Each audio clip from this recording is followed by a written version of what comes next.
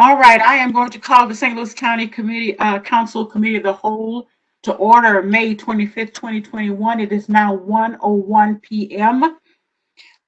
We will be continuing to discuss the consumer protections in this legislation regarding the PACE program. We do have a substitute bill in front of us, substitute bill number 1 for bill number 76.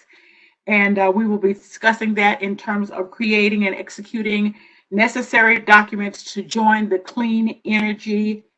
Missouri Clean Energy District. Diane, would you call the roll, please?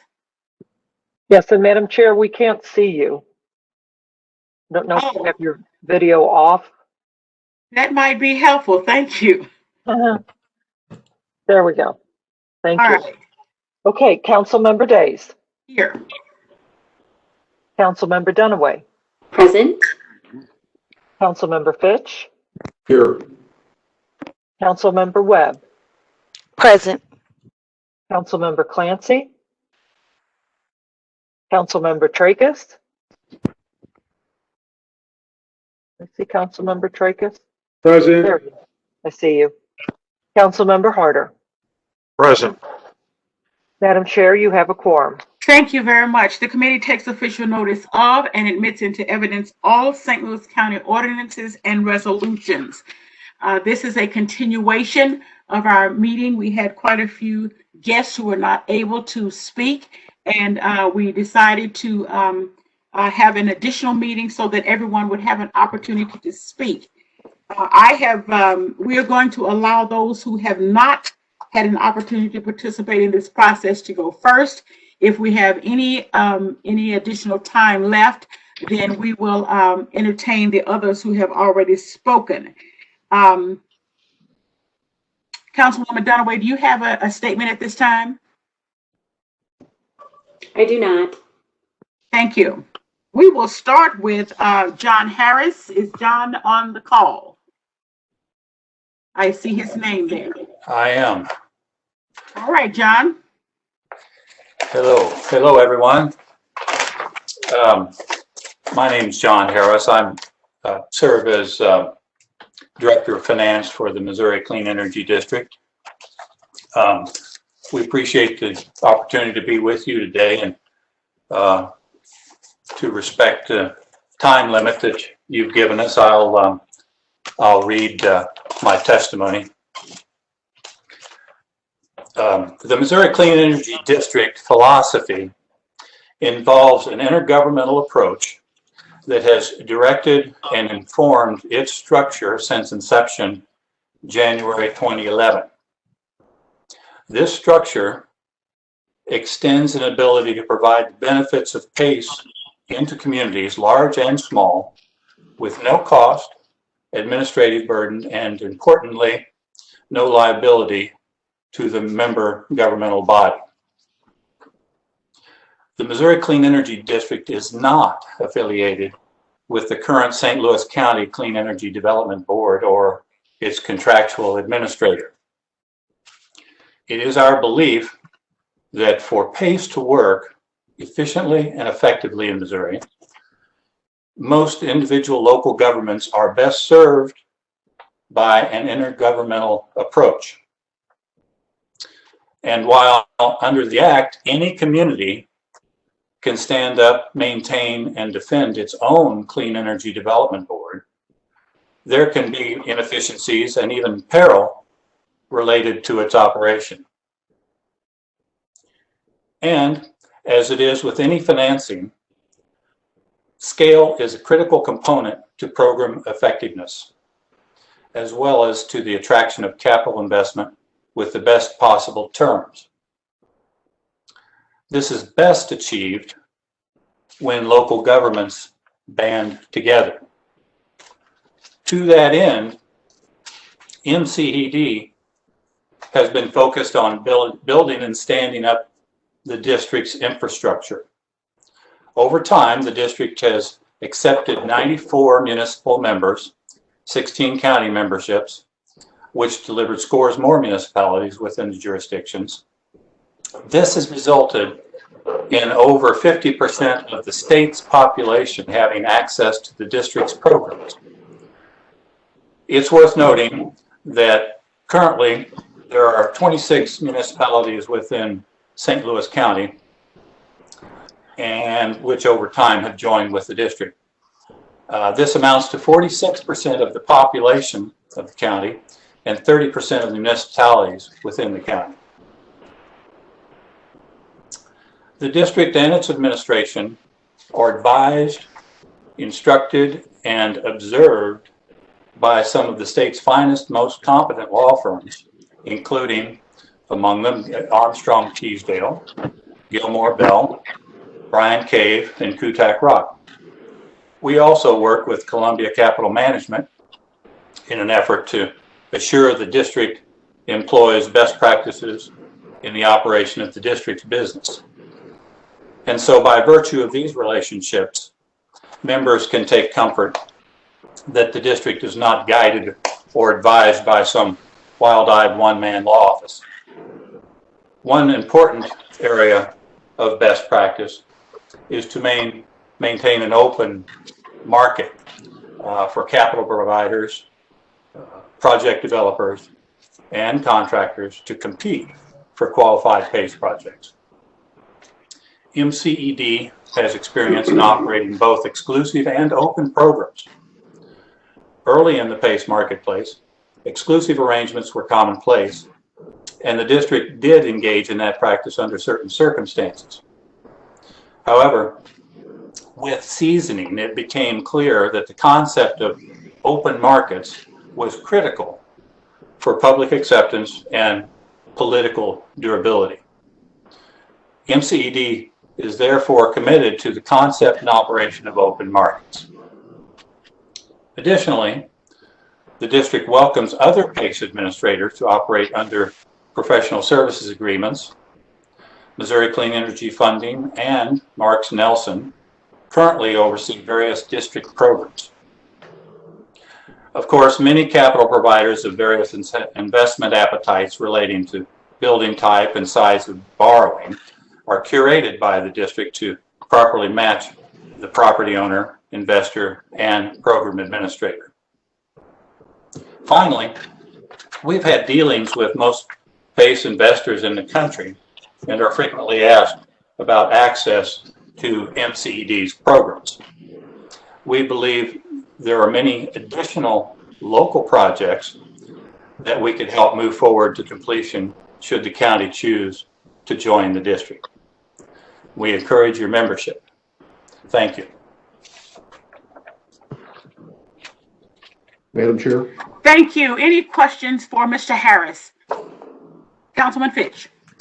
Madam Chair, I do not have any questions for Mr. Harris. I just wanted to ask if the next speaker could be Representative Mike Odonnell, who waited the 3 hours the last time and we didn't get to him. Just put that in queue, please. And Michael, I think that's a representative. Is that correct? Yes, ma'am. State Representative. All right. Thank you. There is privilege there. Councilwoman, yes. your assistant has gently suggested to me that you might not have seen your text messages on that subject.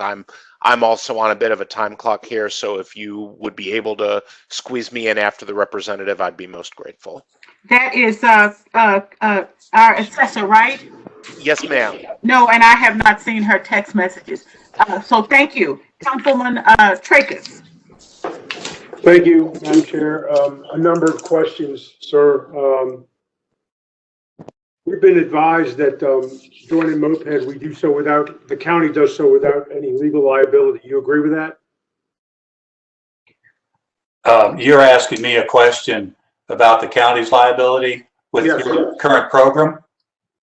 I'm asking me a question about if we join MOSED, do we do so without any legal liability?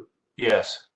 Okay. So in that regard, would there be any resistance on MOSED's part to entering an agreement that holds St. Louis County harmless or indemnifies the county for any claims made by folks that borrow through you?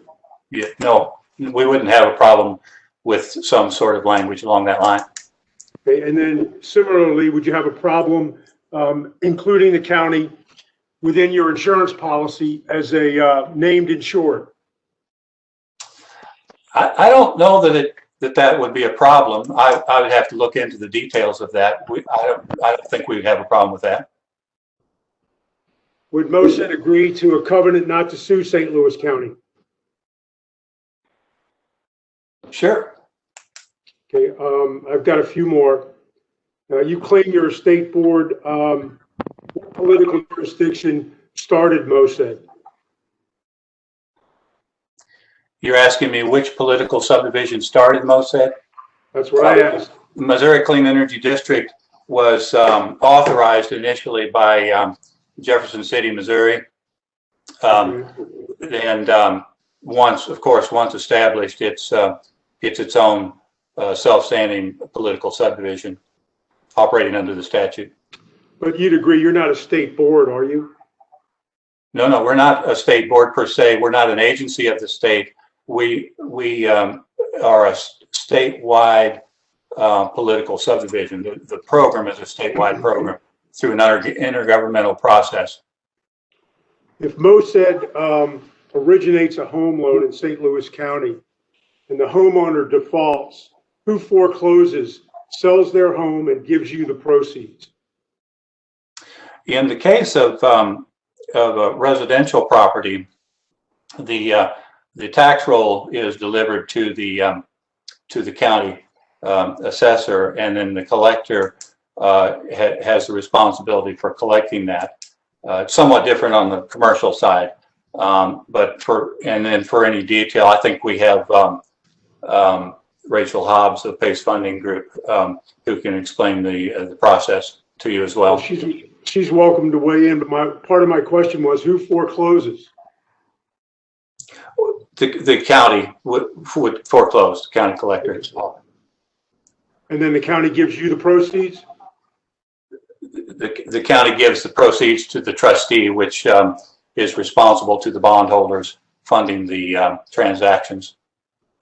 You know, we've heard some horrendous stories with respect to how this program has been implemented and people losing their homes, and those least capable of losing their homes and surviving. So I'm concerned that if a individual in my district has their home foreclosed on, what can this council do or the county executive do to protect them from a predatory loan approved by Mosed? Well, first of all, I think the horrendous stories that you've been reading, we've been seeing in the press as well. And I would point out that those issues were not under the authority of MCED, but rather another administrator, first of all. Secondly, you asked what can be done to protect against these kinds of things happening. I believe falls to best practices and consumer protections, which we strongly support, and our program has introduced into the market. In fact, the consumer protections that were just established by the legislature this year's bill to enhance PACE was a result of the consumer protections that we had already initiated through the district's program. Who was Mosed's original originator, the initial one that you had? The Missouri Clean Energy District, you're saying, Mm-hmm. who was the original authorizing entity? Yes. Okay, well, it was Jefferson City, Missouri that authorized. No. I'm not asking my question properly. What I'm asking for is who was the original entity that approved loans and originated the loans through Mosed? Oh, on residential. Renovate America had been a program administrator that worked through MCED. Renovate America has since ceased operation is currently in bankruptcy. Precisely. No longer operating. Right, No longer. precisely.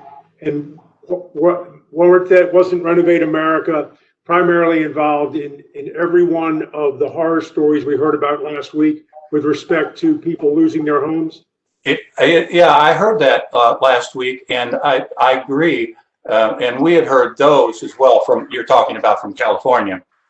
I don't care where they're from. I just Right. don't want them here, sir. Right. We don't either.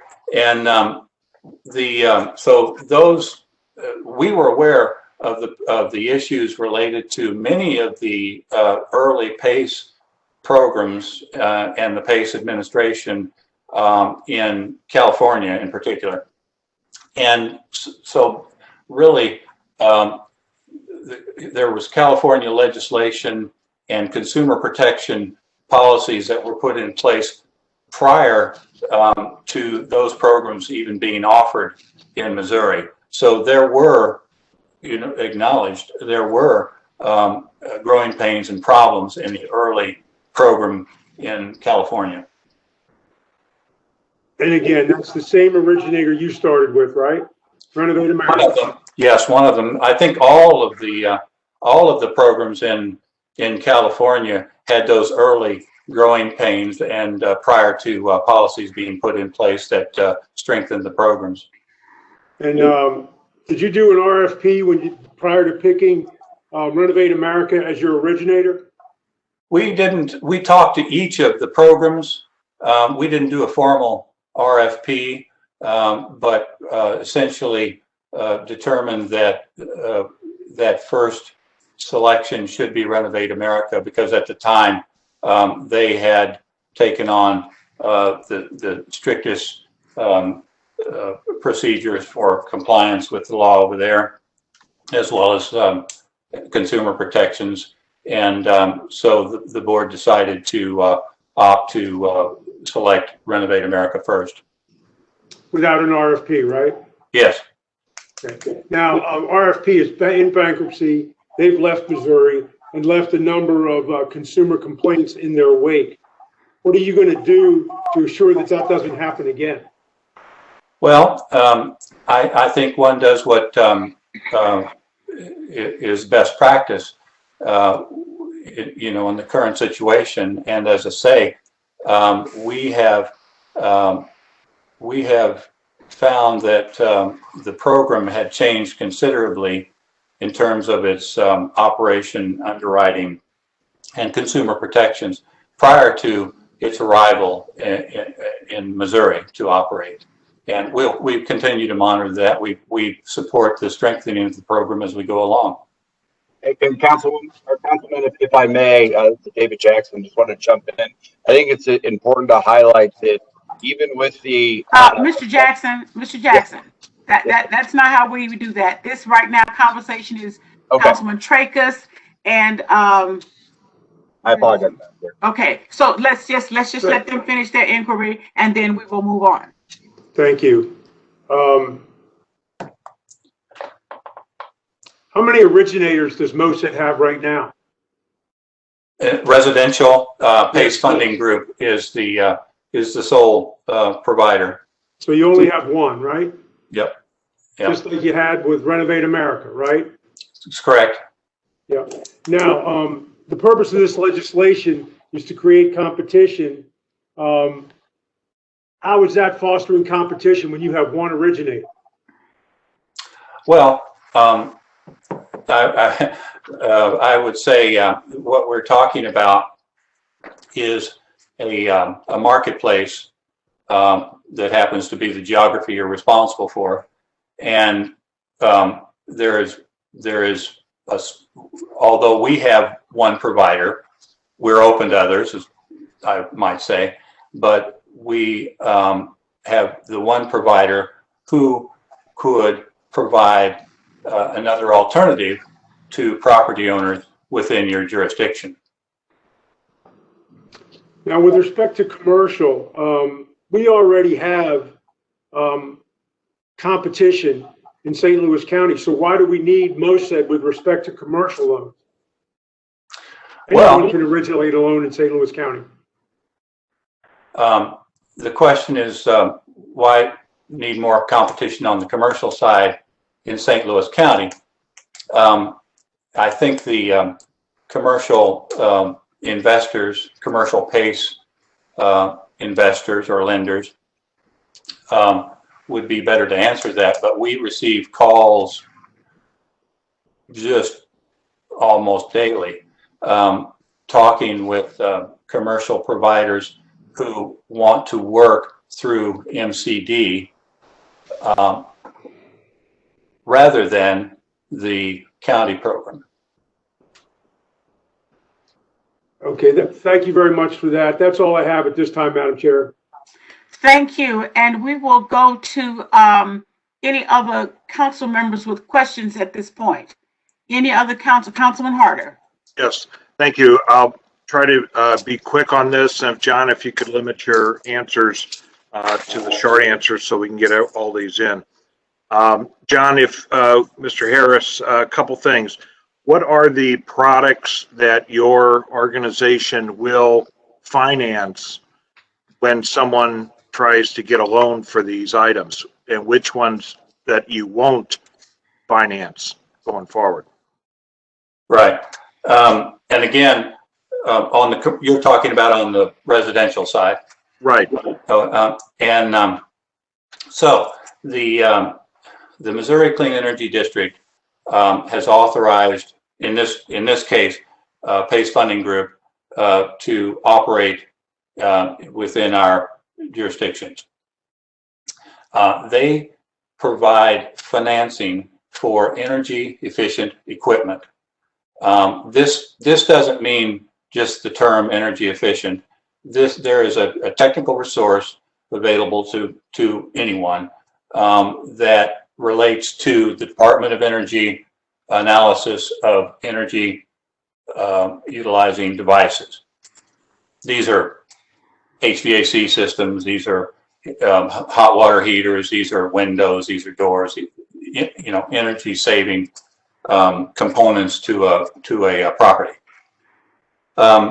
These technical resources are used not only by our partners like Renovate America or like PACE Funding Group, or on our commercial side as well. They are commonly used by loan programs offered by the likes of Ameren, UE, when they have, or cities when they have financing available for energy improvements on properties. So it's a common practice, and it's a resource commonly used. Okay, let me go a little quicker here. So you said HVAC, correct? Yes. Okay, hot water heaters, Sure. windows and doors. Yep. Okay, solar panels. Yes. Renewable energy. Okay, and what about roofs? Can be. Yes. What about kitchen remodels? No. Okay, No. what about insulation or additional insulation in a house? Yes, of course.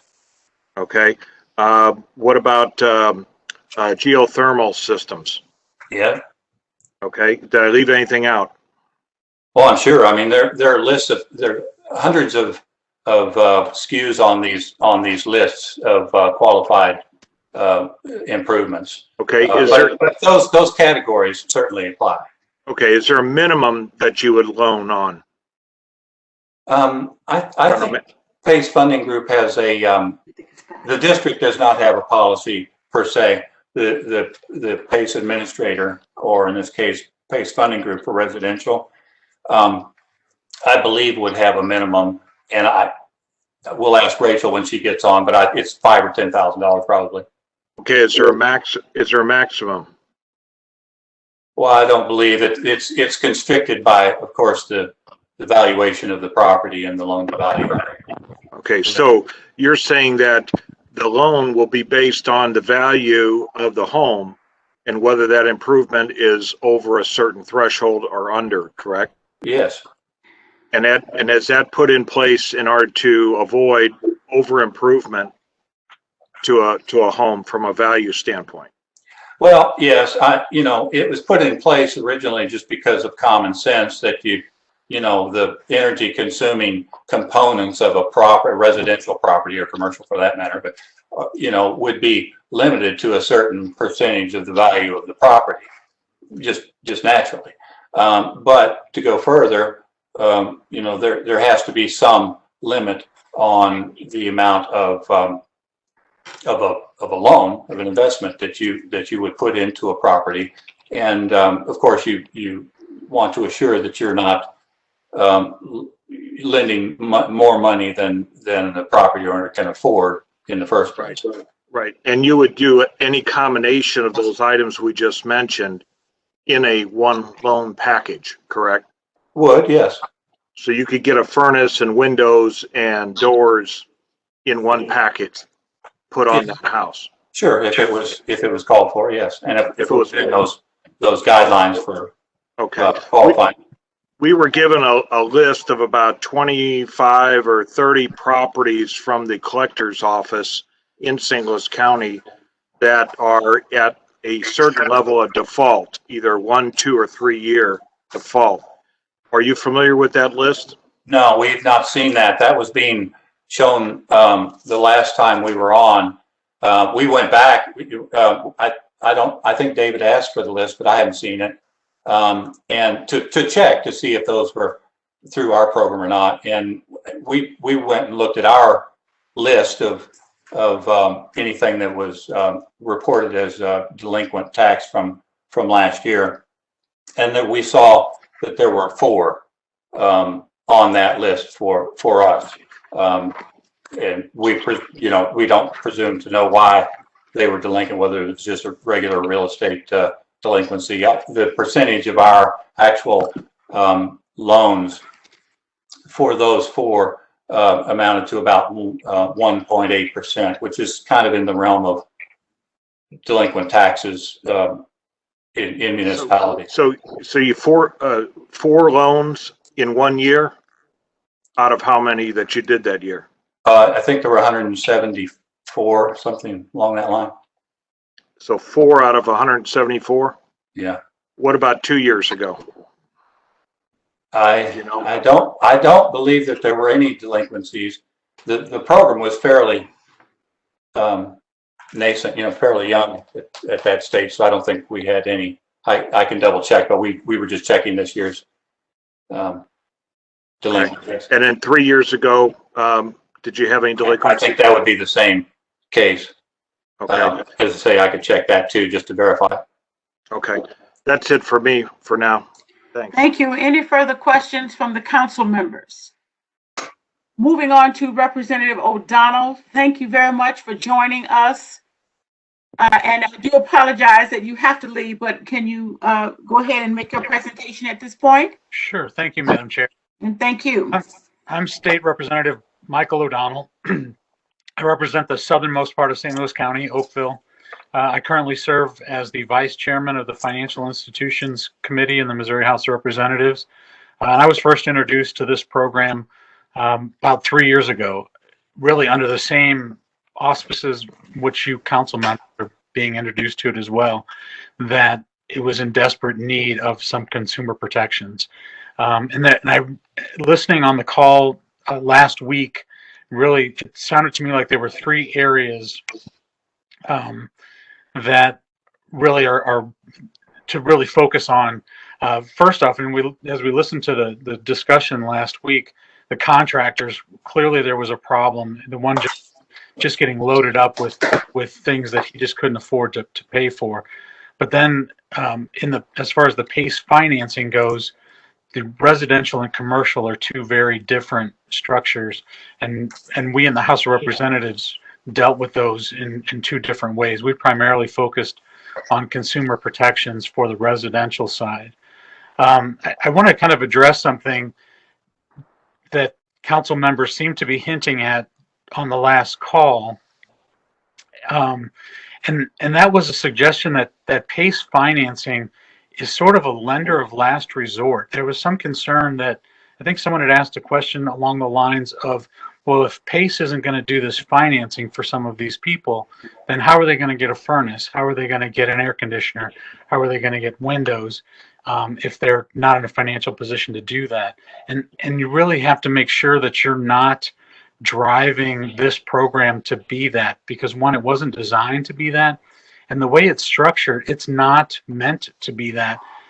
In particular, because of the lien priority situation. So you take someone who's already got a mortgage on their home, and they're maybe struggling financially. To load them up with more debt is a recipe for disaster, for default, and for foreclosure. So I would just recommend that the council kind of avoid looking at PACE as the lender of last resort, and to kind of return it to its origins, and that's the clean energy focus. And that lien priority can be really problematic for borrowers. In that, I'll give you a simple example. Let's say you have $1,000 to put down on a car. You go to the used car dealership, you buy a car for $4,000, and the bank loans you $3,000. From that standpoint, you look at it and say, well, that's a good risk for the bank. They're borrowing, they're essentially loaning 3/4 of the value of that car, so they've got a bit of a cushion there. Well, let's say the borrower is starting to have some challenges, and they go to get a title loan, and the title loan company says, yeah, sure, we'll loan you $2,000. Well, the simple math says to you that we've overextended that borrower, and so now they're upside down, and we're essentially having the same problem with the PACE program. And if we do the same kind of thing, we've put that borrower upside down. But what's happened is the bank is getting squeezed out. The title loan company, we're going to say in this example, is going to tie that to the assessment, so they're getting paid first. They're not getting they're not at risk for the $2,000. They're going to get that money first. And now the bank's on the hook, and is essentially is going to be short on what's left of the asset. And that's the challenge that you have to kind of keep in mind with this program. And that's why in the legislature, one of the things we really focused on was making sure that the PACE lenders weren't putting homeowners upside down in their homes. We saw that problem with all the foreclosures in the financial crisis in 2008. People were borrowing more than the value of their home, and so that's why we put those protections in place in the state. The last item I want to touch on is interest rates, and that's my background. I've spent the last 30 years making markets in interest rates, and sure, I'd love a day when I didn't have any competition and I could set rates as high and low as I wanted to. But because I have persistent competition, I really have to sharpen my pencil. I have to give the best, most competitive rates I can in order to participate. Otherwise, I'm out of the market. And so I would encourage the body to look at that side of things. The interest rates on these loans just don't match up with the risk that's being taken. And that really jumped out at me when I first looked at this program. When you look at interest rates where they are now, if you were to borrow money to buy a house, so a 30-year mortgage, you're going to pay from a credit union, you're going to pay between 3 3/4%. But the rates that the PACE people are quoting, and keep in mind the PACE people, their risk is a lot lower than the bank because they're in front of the bank, but they're charging 2 and 3 times higher than the banks currently are. So inserting competition into these programs, both the commercial and the residential side, is only going to benefit the borrowers and the homeowners in your district. You know, there's something to keep in mind, and I don't know that it was mentioned on the other call, but Greene County, which is Springfield, Missouri, has a PACE program. They're started around the same time that this legislation was approved, and was started here in St. Louis County as well. And they shut down both their residential and commercial because they were having so many problems between the contractors and the financiers. And since then, they have turned back on the commercial, but they have not turned on the residential. So whatever path you all decide to go, look very closely. Know that this is not just simple financing, that this is very complicated and can be very difficult for borrowers to understand. And a lot of times they don't realize how much they're overextending themselves. The one gentleman was on the call last week was fascinating because he was given some of the numbers he was quoting.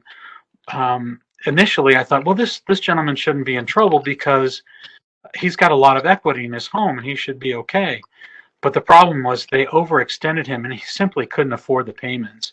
And so to put some responsibility and ownership between the contractor and the lender, not only is there enough equity, the last thing I want to do is foreclose on someone.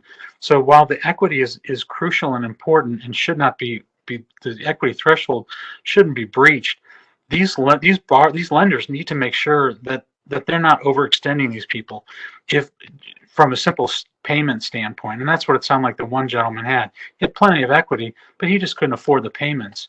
If we had banks that were doing that, we would be shutting them down in a heartbeat. That time, banks should be protecting the consumers, and I would hope that the county council puts that sort of onus on these PACE financiers. The only other side of that is if you're not going to insert competition and get these people to act in the consumer's best interest and give them the best possible rates, then start treating them like we treat other monopolies. And I actually had some utility bills this past session, and I couldn't get over the amount of regulations that were put on these utilities, but they're still profitable. And so our first priority as public servants is to protect our constituents and protect the consumers. And I would encourage the county council to proceed down the same path that we did in the Missouri House of Representatives. And with that, I'm happy to take any questions. Thank you very much, Representative. I had one question very quickly. Last meeting, someone suggested that we cap the interest rates. What do you think about that? I have to tell you, I'm a free market kind of guy. To put some kind of cap on it, I think putting caps in statute, we had discussed that, but the concern is sometimes those caps get out of whack with the market, and so markets freeze up because the caps don't actually allow the market to function freely. I think you're better off inserting competition, and you'll get those spreads to tighten. I couldn't give you a guess as to where we would start with a cap. You might look at something like 100 to 300 basis points over prime or something like that, or over the 30-year mortgage rate. But again, I think that's a slippery slope. You can put yourself in a position that you essentially you set an interest rate with a threshold like that essentially shuts down the market. And I know that wasn't our intention in the House of Representatives. I'm an Eagle Scout. We were green before green was cool. We weren't looking to shut down the PACE program. But I think that would be a concern on my part. Thank you. Councilman, I think I saw Fitch hand first. Thank you, Madam Chair. Thank you, Representative, for being here today. My pleasure. So what's going on in the General Assembly? Did you pass anything new this session? What changes are coming to this program that will affect St. Louis County? So some of the changes that are coming, there was a negotiation that was reached, and there is legislation headed to the governor's desk for some consumer protections for PACE reform. Some of them include limiting that equity position that I mentioned. We had floated several proposals. I had one that suggested 80% loan to equity ratio. What ended up coming about was they were using assessed value that essentially would allow a homeowner to borrow about 95% of the value of the home. So it would prevent them from being overextended. Another portion, and this was probably my favorite part, and it was really a new idea that was brought into play this session, is the possibility for inserting PMI, so mortgage insurance, essentially a mortgage insurance element to it. And so the reason I liked that was because there's been this squabble between the PACE lenders and the banks, and kind of some people stepping on each other's toes, and some suggestion that a bank would have to approve any PACE financing before it would be allowed to go into place. And what the PMI would do is it would take a third party who would look at it and say, yes, this is a good risk. There is enough equity in this home, and we're willing to step in and take some of that risk. Or to look at it and say, no, you're overextending this homeowner and you're putting them upside down. That's a terrible risk. We wouldn't do that. And then the last major piece is some reporting that gets done to the Director of Finance at the state of Missouri. We really didn't, as part of negotiations, we weren't able to leave a lot of the teeth that would have been left for the Director of Finance, but at least some transparency and some oversight that essentially could be shared with the public for a body like this, for like the county council or Greene County or somebody like that, to say, here's what we're seeing with these lenders, here's the problems we're seeing, here's the overreach, here's whatever. So that's roughly what we put in place at Jeff City, and we feel pretty confident the governor's going to sign that. Okay, and one last question. So what would this St. Louis County ordinance do that the state law is not going to do? Did you have a chance to look at the bill? I have, and I think the biggest difference is what I was encouraging is the insertion of competition. I think, like I said, I've made markets in interest rates for a long time, and to not have competition is a dream come true. It doesn't eliminate the need for the county's continued oversight to look at these and to look at these lenders to make sure that they're not hurting our constituents. But I think the insertion of competition, the more the merrier. Let me say this though, it's not like this is a huge space, that there are hundreds of PACE financiers that are just dying to get into St. Louis County. It's a very small space, but I believe that the profit margins that are available to lenders that want to get in this space are substantial, and the insertion of new competition could help tighten some of those spreads and create better interest rates for our constituents. Okay, thank you, Representative. Thank you, Madam Chair. Thank you. Councilman Herder. Yes, thank you. Representative, you mentioned early on about that you heard underlying tones, or maybe it was blatant, that somebody is using PACE as a lender of last resort. And are you hearing this across the state? And who is touting that? Because from a purely mathematical standpoint, these are not the best investments. They may be in short term, but not long term to get what you want. And if somebody's encouraging people to spend and to pay the interest rates for a furnace, they may do better other places.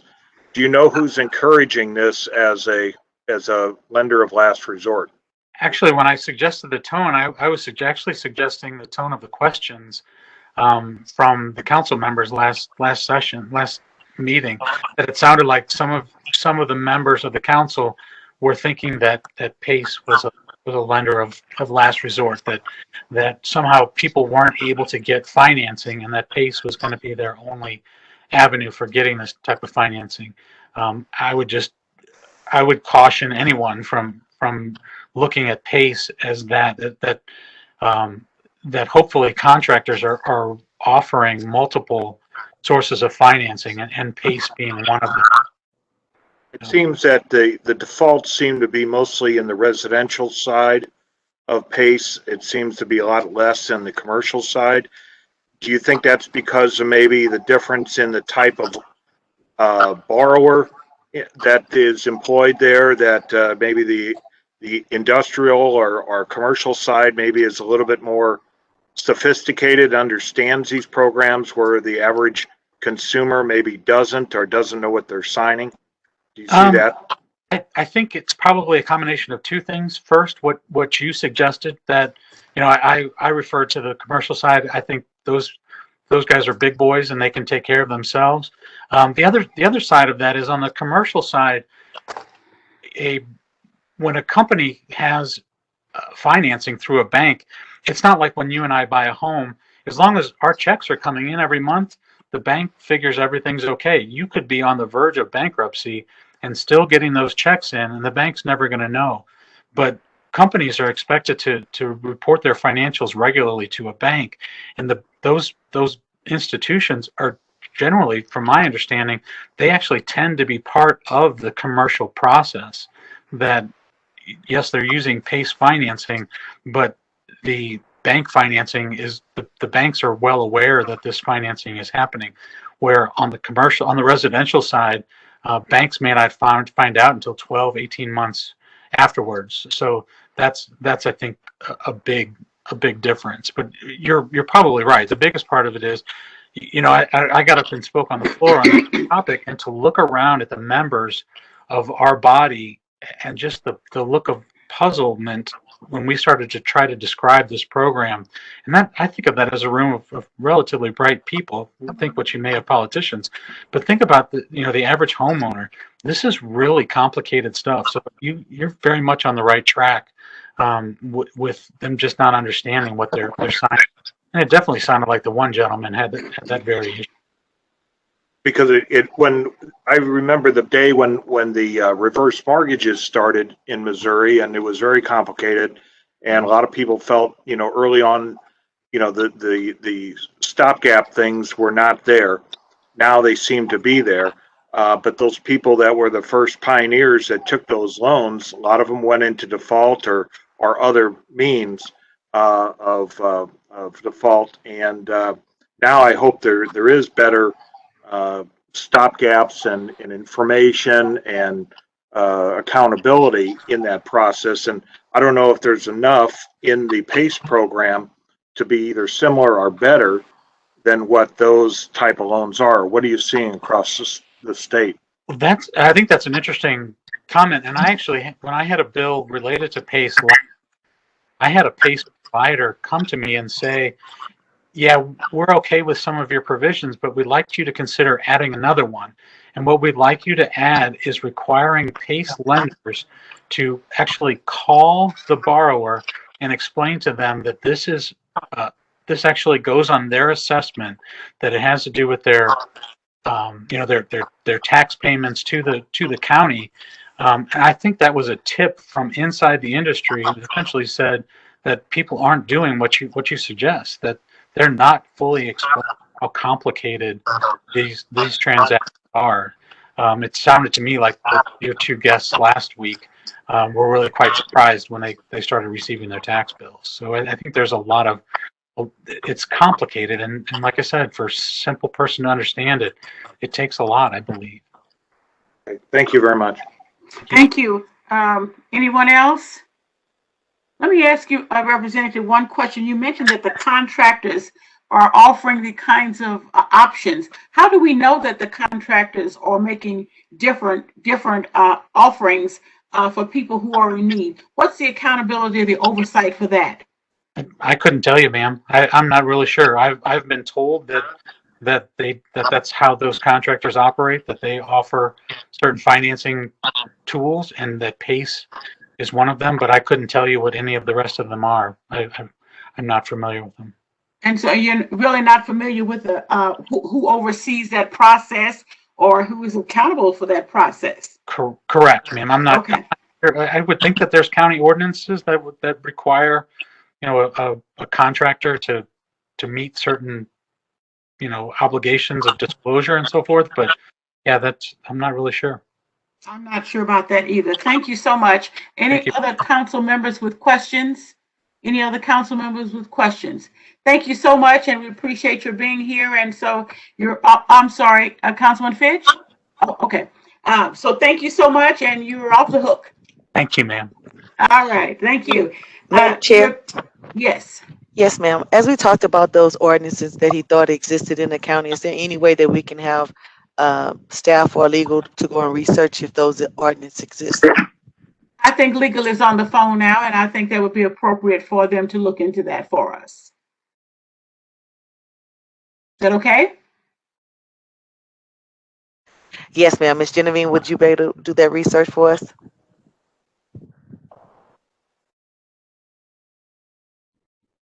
You're on mute, Genevieve.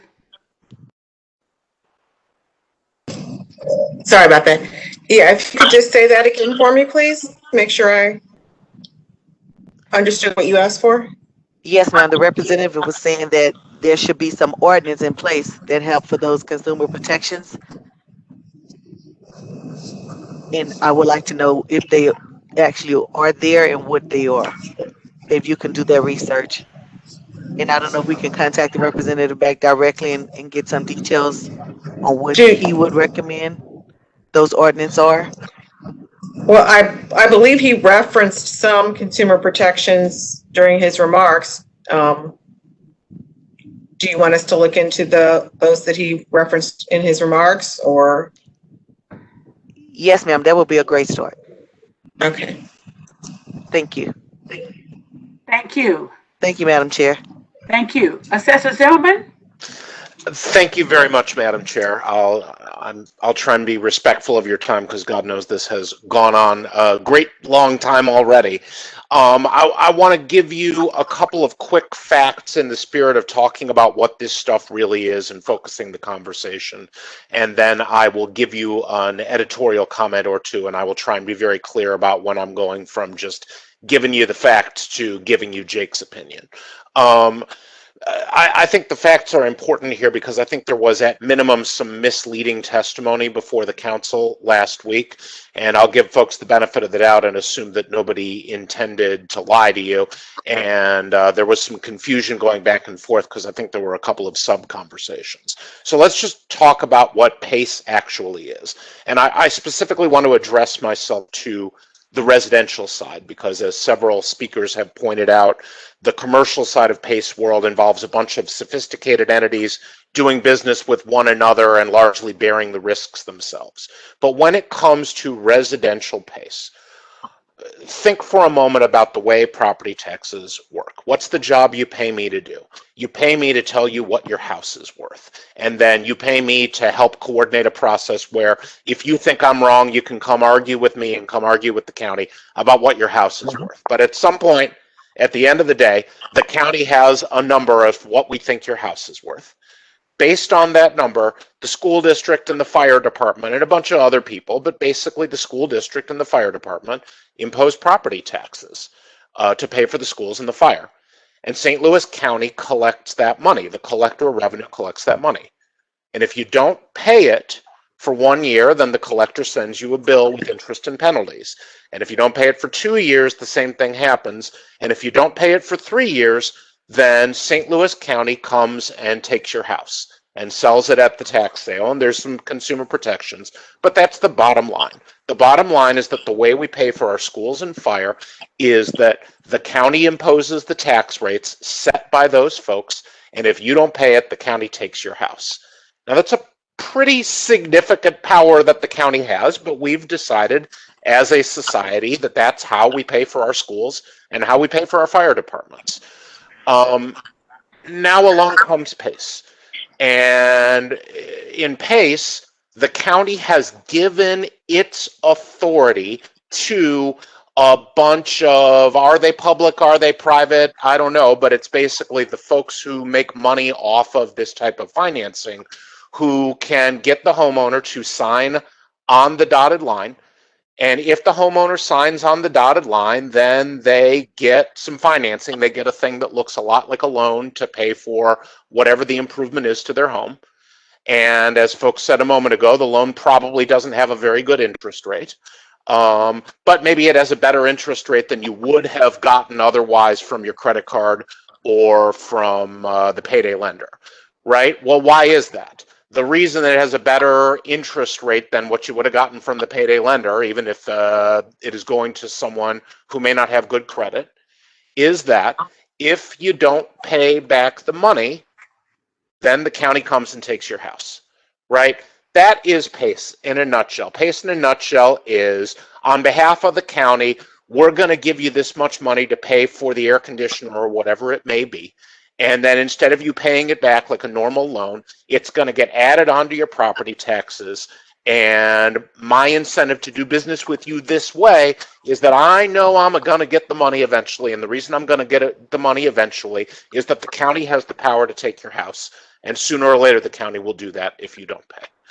And what's actually going on? Look, PACE hasn't been around that long in this neck of the woods. So you heard all those horror stories from California last week, and then you heard a sort of conflicting line of conversation of, well, that hasn't happened here. Isn't anybody in default? Nobody's really in default. We're better than California. It can't happen here. The thing I just would encourage everybody to understand is it hasn't happened here yet because it just hasn't been around that long. So what does default mean? It's in the eye of the beholder, but you've got those numbers from the collector's office. They're the same numbers that I see. And what I can tell you is that there's about 10 property owners in St. Louis County right now who have PACE financing assessments attached to their property that are 3 years old, where they have not made some or all of the payments for all 3 of those years, which means that as things stand right now, in August of this year, the county will take their house and sell their house. And then there's about 11 more folks who haven't paid for 2 years worth and are subject to losing their house next year. And there's another 8 people currently subject to losing their house the year after that. Put in raw numbers, I can give you the exact numbers to the penny if you want, but as of 2020 tax bills, this stuff is small potatoes because there hasn't been much of it in the county yet. There's only about $1 million total of PACE assessment charges throughout St. Louis County. Of those $1 million, as of the end of 2020, roughly 250,000 of it hadn't been paid. So give or take a little bit less than a quarter of the PACE assessments are currently unpaid. But if you look at it from the perspective of residential property owners at risk of losing their property, it's closer to a little below 10%. You know, as things stand right now, 1 person out of 10 with a PACE loan on their property is at immediate significant risk of losing their house. But let's bear in mind that this is only out of a very, very small number of them. There's about 181 in PACE assessments that have been put on people's property by the county administrator. And there's about 160 coming from the other administrator, this Missouri Clean Energy Development Board. And what you have witnessed, apart from the horror stories from the people in California, the rest of the testimony has largely been a food fight between the folks who run the current county program and who make money off of the current county program, and the folks who run that state/Jefferson City program and make money off of the state/Jefferson City program. And everyone tells you that problems could be resolved with consumer protections, and everyone tells you that things will be better if their side gets to run the program and you do or don't let the other side in. That's the conversation that seems to be before the council. So having given you sort of the lay of the land there, let me now just shift and just give you Jake's perspective real quick, and then I will shut up so that you can get testimony from every other impacted party. I have a fundamental question for you, which is, what are we doing in this business? Forget about the food fight. Forget about the question of, should the guys from Jefferson City get into the program, or should the existing guys from St. Louis County do it? And what consumer protections should you require? Should you require them to call people twice, or make sure they really know what they're signing when they sign on the dotted line? Or who should you get the appraisal from, or all that stuff? The bottom line is that all the consumer protections in the world, at the end of the day, what you're doing is you're handing over the police power of St. Louis County. You're handing over the county power to take somebody's house when they don't pay their property taxes, and you're handing it off to private sector enterprises who are giving out loans with questionable interest rates. And is this why we have a county property tax system? Is this what we exist to do? As the state representative said, Springfield reached a different conclusion, particularly with regard to residential PACE, after seeing some of the challenges and some of the impacts in the industry. I offer you no opinion as to whether our providers are better or worse than the bad guys from California, or whether the ones who went bankrupt and the former bad guys are different than the current people. All I can tell you is that the numbers is what they is. And what the numbers tell me is that people are going to start losing their houses. And it's going to be small at first, but if this expands, whether through the existing providers or whether through new providers that you let in the door, the more of these assessments that get put on property tax bills, the more people you'll have at the end of the day who can't pay them, and the more circumstances you will have where the St. Louis County Collector of Revenue will be taking folks' houses and selling them on the courthouse steps in order to pay off these PACE assessments. So my personal opinion, for whatever it's worth, and it's not worth much because you're the council and I'm not, you pay me to do a job and I'll do the job. And if you tell me and you tell the Collector of Revenue that you want these PACE assessments, then we will dutifully record them on the property and we will dutifully report back to you on what the facts are. But I can tell you what the facts are going to be. The more of these that you have, some percentage of the people will lose their houses. And you can make the consumer protections better and you can make them a little more rigorous, and maybe some people will sign on the, or won't sign on the dotted line who really shouldn't have. But at the end of the day, some people will have their homes taken from them because they agreed to a loan at a not so great interest rate to pay for fill in the blank efficiency improvement. My personal opinion is that that's not a good use of county resources. It's not why the people established a property tax system. It's not why you pay me to value houses, and it's not why you pay the Collector of Revenue to collect taxes. So I would encourage the council to think very, very carefully, not about tinkering around the edges, not about trying to figure out whether consumer protection A is better than protection B, not to think about whether one person might be a little bit less of a scumbag or a little more of an honest operator than somebody else. And instead think about why we're in this business at all and whether there's any genuinely good reason to do it, or whether it might not be a good idea to simply conclude that this, at best, is not ready for prime time, and that it's a real good idea to get St. Louis County out of this particular financing mechanism before people get taken advantage of. Thanks. Thank you. Any questions of our assessor? Let's go with Councilman Harder first. Go with Councilman Fitch. He had his hand up. Okay, Councilman Fitch. Might ask the same question. Thank you, Assessor Zimmer. I do appreciate your explanation. I think it was the simplest one we've received so far. So thank you for that. One of the things I do want to know is, let's say St. Louis County does not move forward with this bill, or it fails. Then does the state take care of PACE loans in St. Louis County with the state legislation? Is that how that works? And can we be in the same boat without the protections that we want to see?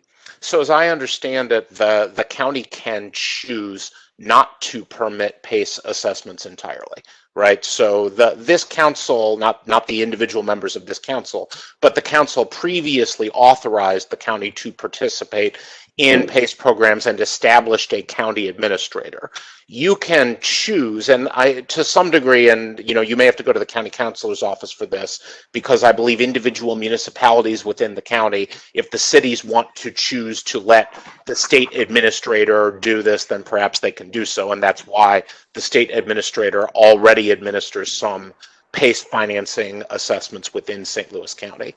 But whether a city council can choose to make a good or a bad decision or not, the bottom line is that you as a council do have the power to decide whether, under the county's auspices, such a program will exist and this financing will be made available to people who sign on the dotted line, which means you have the power to say no thanks. So if the city of Webster Groves has such a program and they're using the state to administer it, and someone becomes in default and their property is going to be taken, that still goes through the Collector of Revenue? My understanding is yes, but again, for stuff that's not administered by the county, I'll defer to the councilor's office for the answer to that. But my understanding is yes. The bottom line is that any extra tax assessment that lawfully gets put on somebody's property, at the end of the day, it's the county collector whose job it is to collect that money. Okay, thank you. Councilman Harder. Thank you, Mr. Zimmerman, for your poignant economics lesson and candid opinion. Couple things. So, before St. Louis County had a PACE program, which was initiated by, at the time, Councilman Page, a city, say, I'll just use the name Baldwin, wants to be in part of and wants to have residents be able to do these loans, they can join the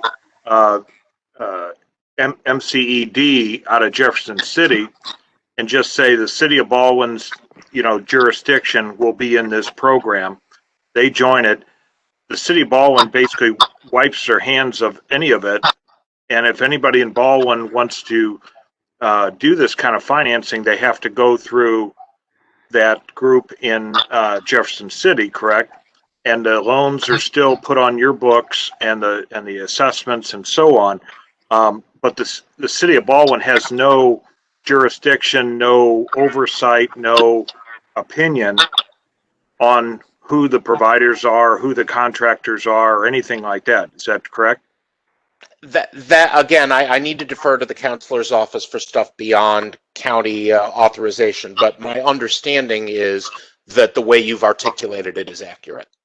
So what St. Louis County did, from my understanding, is kind of get in the middle by farming a PACE board that's supposed to oversee these transactions, so that if the consumers in St. Louis County have a problem with their vendors or with their lenders or whatever, that they at least have some government entity to come to voice their concern, so that there can be some, leverage or weight put on that situation to try to correct it. Is that true? That may be true, but the practical reality is that the St. Louis County PACE board, the foxes do appear to be guarding the hen house, right? And the folks who make money off of these PACE transactions appear to be the folks who are implementing the county's PACE program. And so whether you talk about the board, this is sort of what I'm saying, that I'm really not interested in the food fight between whether the folks running PACE loans through the county program are doing a better or a worse job than the folks running that state program that, say, the people of Baldwin might have decided to buy into. My advice to the county would be, get out of this business and don't do business with either the state folks or the county's PACE board. And my advice to the city council of Baldwin would be, don't expose your residents to this kind of risk to losing their property, and maybe you should consider getting out of that business too. But I don't have the authority to do that, right? The Baldwin City Council and you guys respectively have the authority to do that. So if these people, if we do what you say, which is to get out of PACE totally, so anyone that would want to use this as a financing mechanism in St. Louis County could not do that, because we would be an island in the state without PACE financing, correct?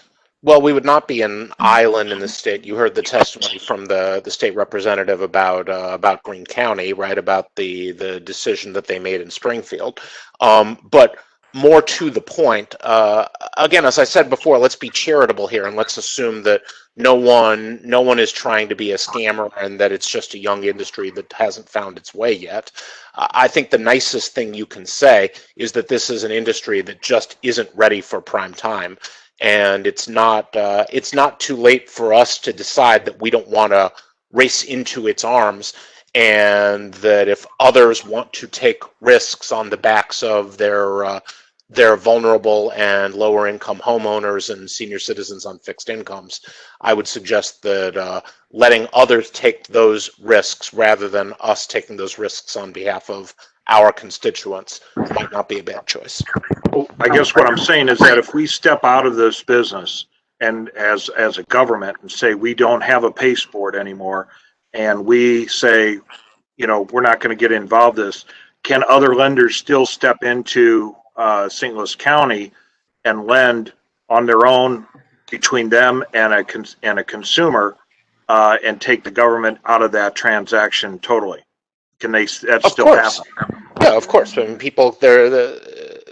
St. Louis County doesn't control federal lending regulations, right? So whether it's legal to give a bank loan or a car loan or a title loan or a payday loan, right, from a good loan provided by a credit union to a terrible loan provided by a payday lender, you don't have the authority to change federal lending rules, but you do have the authority to decide whether the county's tax rolls will be used to provide this kind of financing. And I think that's the authority you might want to think twice about.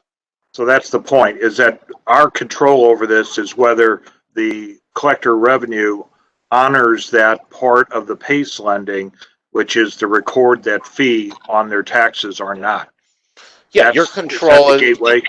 Your power is to decide whether you will use the county's pretty significant power, which is the power to take your house for non-payment of taxes, whether to use that power to create a financing mechanism for air conditioners and water heaters.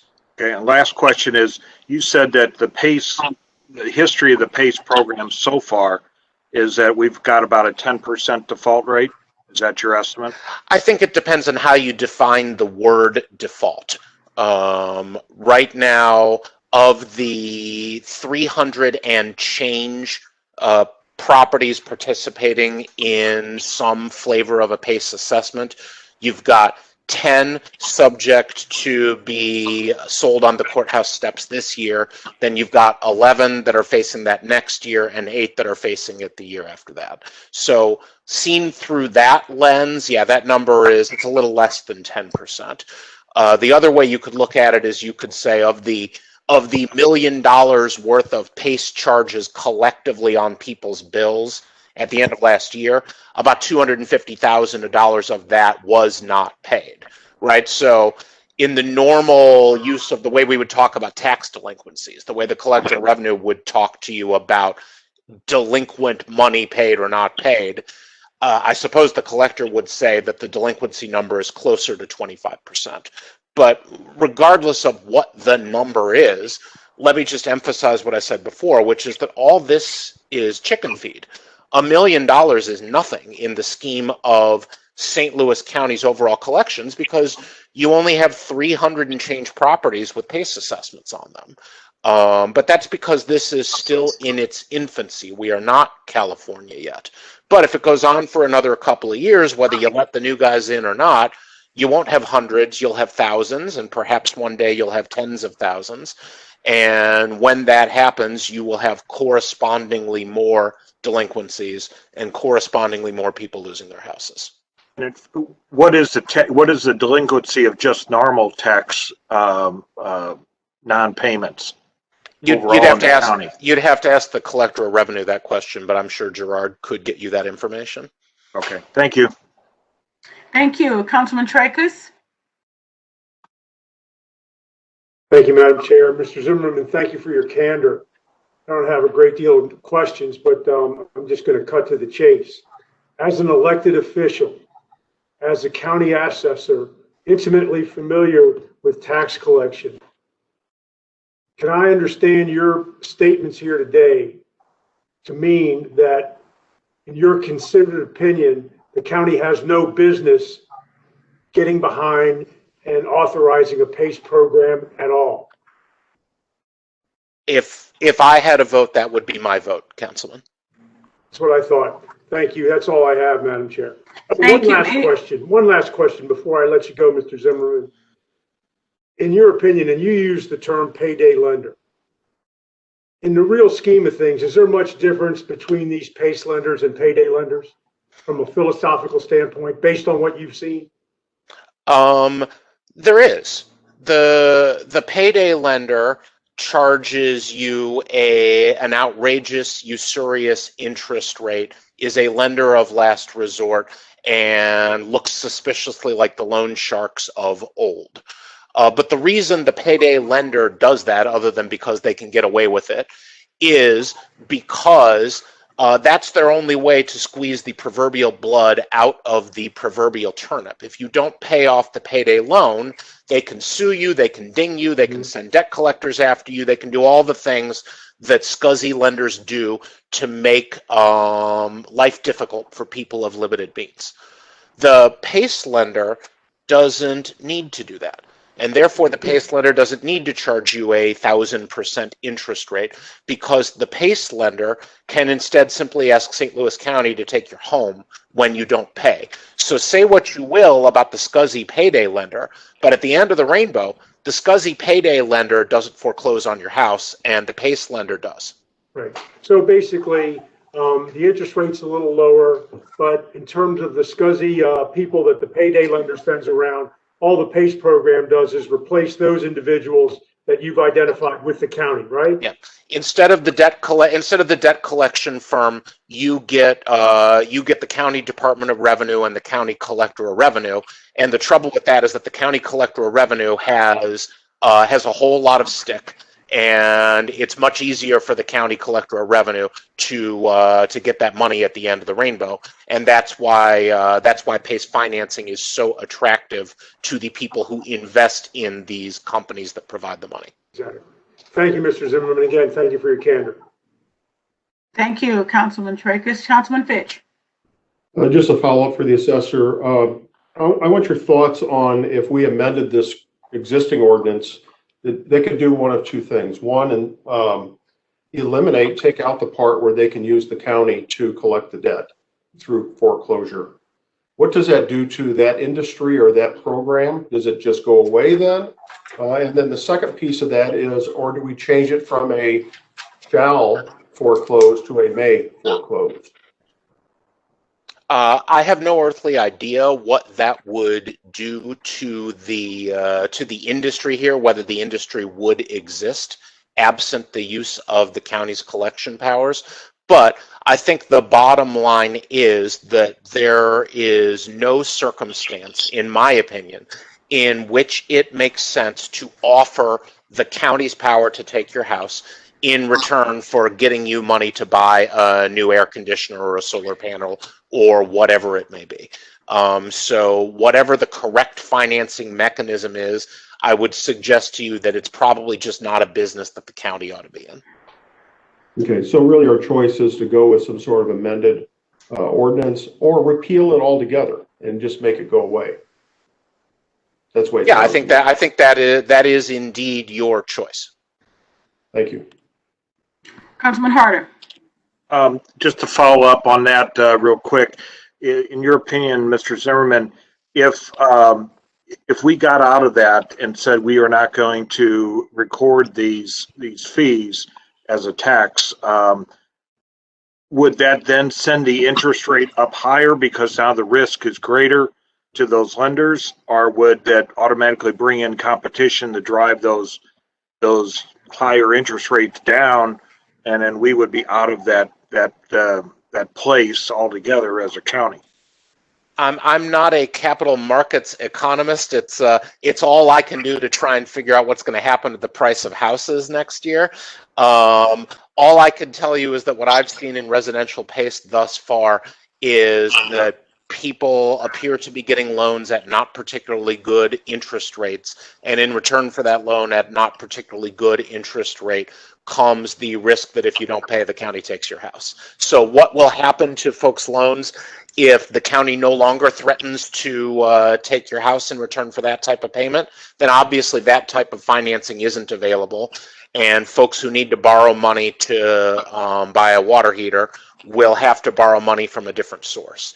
What that will look like, I think, is hard for me to speculate. Okay, and then maybe for a lender that still may be on this call, if someone is in one of these PACE loans now, is there provision that they can roll into a different lender and get out of this arrangement, or are they stuck until they pay this full loan off in the next how many years? I would defer to those with greater knowledge of the program, but at least my layman's level understanding is that once you sign your name on that piece of paper, you are stuck with the terms. You've entered into the contract and you owe that money back. So what your understanding is, somebody signs for 10 years for a loan on a furnace, that they can't refinance that to a better interest rate or a better lender somewhere else later and take away that whole collection. I mean, I suppose that, let's say the furnace costs $15,000, right? I suppose that you can always find the $15,000 and pay it off. But one assumes that the sort of person who got that money in the first place is someone who doesn't have that kind of ready access to capital.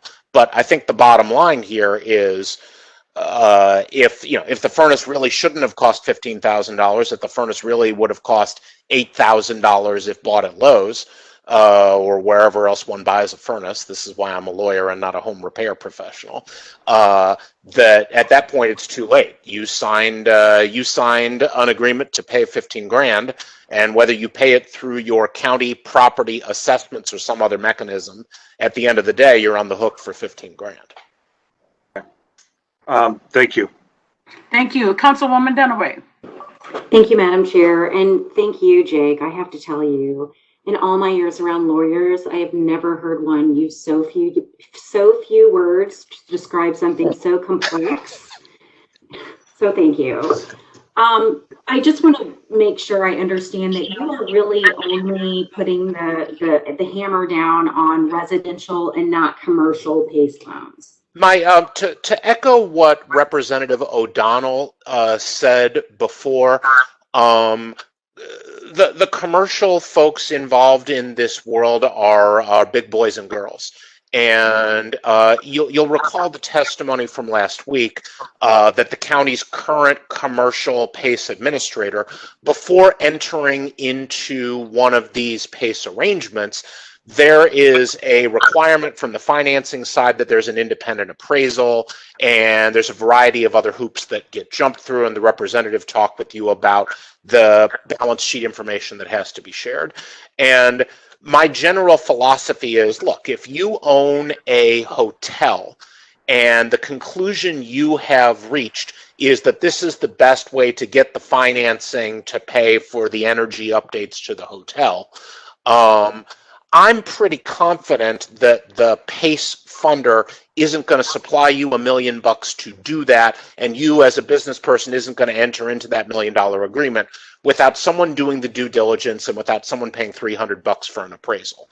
By contrast, if you go back to the news coverage about the residential stuff, that's where you see the sort of shenanigans of, is this property really worth what we say it's worth? We'll only let you borrow 95% of the value, but we're going to use this arbitrary value that's very different from what Zimmerman thinks the property is worth. My sense is that just wouldn't happen with any kind of large-sized commercial PACE assessment.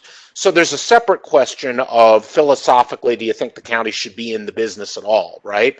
But from the perspective of harm to the taxpayer and where this program has the potential to take advantage of people who it ought to be our business to protect, I think it's our business to protect the people who put us in this office. And I think if the owner of the hotel wants to take a risk on a particular type of financing, I kind of think that's between them and their lender. Is that a fair answer? That's a very fair distinction that you're making.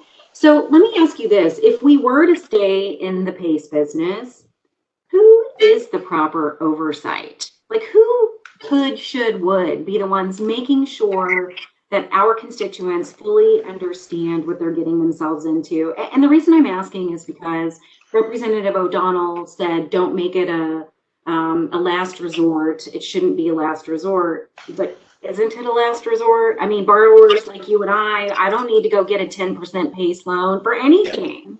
I'm not desperate. But for desperate people, if this is the last resort, is there anything we can do to protect them? My honest answer is you're putting lipstick on a pig, right? If you try to institute a series of consumer protections, Might you have some effect on the margins? Of course you might. You heard the testimony about the terrible stuff that happened in California, and you heard the testimony about some of the stuff that was changed to make terrible things less likely to happen. So, of course, you shouldn't let the contractors who make money off of this stuff, you shouldn't let them be the ones who get the person to sign on the dotted line. And of course, you shouldn't have the foxes in the hen house. And of course, you shouldn't have the people administering the programs be the people who profit from it as an industry, right? So if you fix all of that stuff, will fewer people get their homes taken by the county? Yeah, I bet fewer people will. But from my perspective, at the end of the rainbow, you're still going to have the county taking people's houses for something other than schools and fire departments. And again, just speaking for myself, that just makes me uncomfortable. No, I really appreciate your candor. Thank you so much. That's all I have, Madam Chair. Thank you. Any other council members with questions at this point? All right. Thank you very much, Mr. Zimmerman. You're excused, and we'll talk with you later. Thank you, Councilman Tracus, I think you had his hand. Madam Chair, Did you have a question for Mr. Zimmerman? No, Madam Chair, I just wanted to let you know that I have to sign off. I have another matter at 2:30. I wanted to let you know before it just dropped off.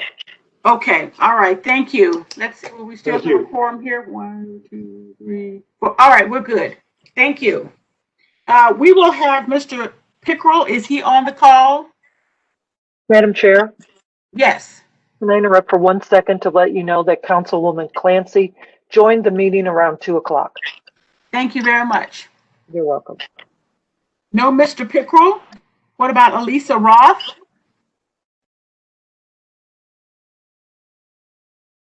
Madam Chair, Mr. can I ask Gupta, somebody- Ashkar Gupta? Brad Ketcher? I'm here, Madam Chair. All right. My name is Brad Ketcher, and I'm a lawyer for the commercial PACE provider in St. Louis County. That's Rockwood Asset Management. And I practice in the area of governmental ethics and compliance and those sorts of things. And you all have been spending a good deal of time debating the merits or demerits of residential PACE. But one thing I wanted to flag for you, and I did send a letter back in January, I think it was copied to the county council, is that I think this Missouri Clean Energy District is really just a deeply flawed political subdivision that you all should not embrace for any purpose, whether that's residential PACE or commercial PACE. And there are several reasons I would point to for that. Number one, this is a district which has systematically dodged very basic ethics law requirements, including things that you all do. You all, I believe, just finished up your annual filing of personal finance disclosure statements with the state ethics commission, also with the county. And this district, its board members, its officers have never made those kind of filings. The reason they claim they don't need to is because despite issuing hundreds of millions of dollars in bonding, they say that their budget is under $1 million, like among the much like maybe the smallest municipality there could possibly be. And I think that's a very troubling thing. They've also contracted with the officers of the district without going through competitive bidding, without accepting low bid in that situation, again, in violation of the ethics laws. They've dodged very basic filings with the state auditor. Every political subdivision in the state is required to do an annual filing with the state auditor about its transactions for the year. This district, despite being in business for about 10 years, has only filed 1 year's worth of financial reports with the state auditor, and that was only after the state auditor referred them for enforcement. And so they still have 9 or 10 years worth of filings that are owed to the state auditor, and those items are still subject to enforcement with the Department of Revenue. One troubling thing I think that you all ought to be aware of is, I think as Council Member Tracus mentioned, this is a district, or as the witness testified, this is a district that originally came out of the city of Jefferson City. It's not a state board. It came out of a municipality in mid-Missouri, in the Little Dixie area of mid-Missouri. And one thing that this district sort of came to the realization of as it started looking to expand to metropolitan and urban areas, and I'll read right from their minutes, is, quote, a potential problem if enough municipalities from metropolitan areas come to dominate board membership. So as they got started, they started looking to expand in metropolitan urban areas. They came to the conclusion that, hey, this is going to be a problem if these urban folks start dominating our board.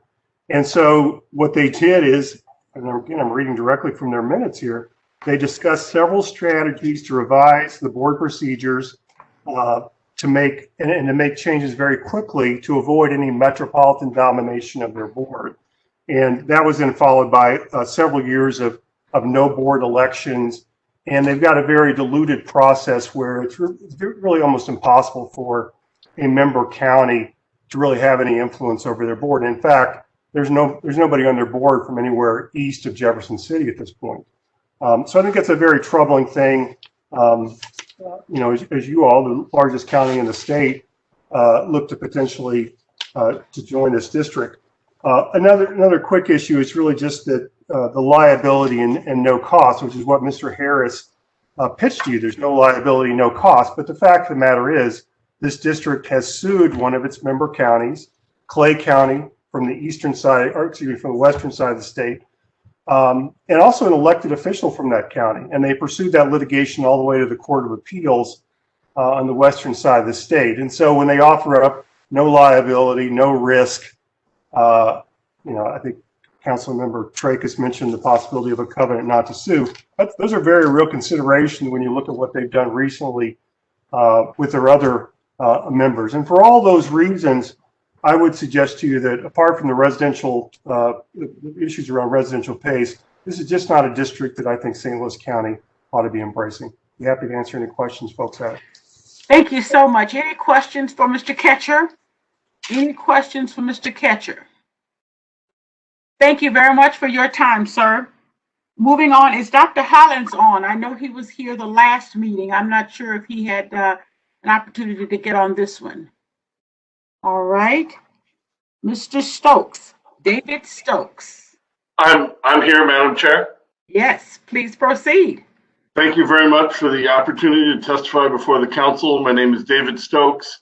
I'm the Director of Local Government Studies at the Show Me Institute, Missouri's free market think tank. I intend to be very, very brief in my comments here. I submitted my testimony to this committee and all the members of the council previously via email, so I trust you all have that, and I don't intend to repeat myself. I could not have agreed more with so many of the questions raised by many members of the council, and especially with the suggestions and comments from Assessor Zimmerman previously. I do not think that this program benefits St. Louis County. I think it would benefit our community to take St. Louis County out of this program entirely. Short of that, I just can't reiterate enough the statements of the Assessor Zimmerman and others that at a bare minimum to add into the substitute bill a requirement that any PACE lenders operating in St. Louis County are not eligible for the county to take people's homes in response to missed payments, I think would definitely serve the best interest of this county. This substitute bill has requirements beyond state law in it, such as requiring that the PACE lender meet St. Louis County's rules for I'm trying to read it here,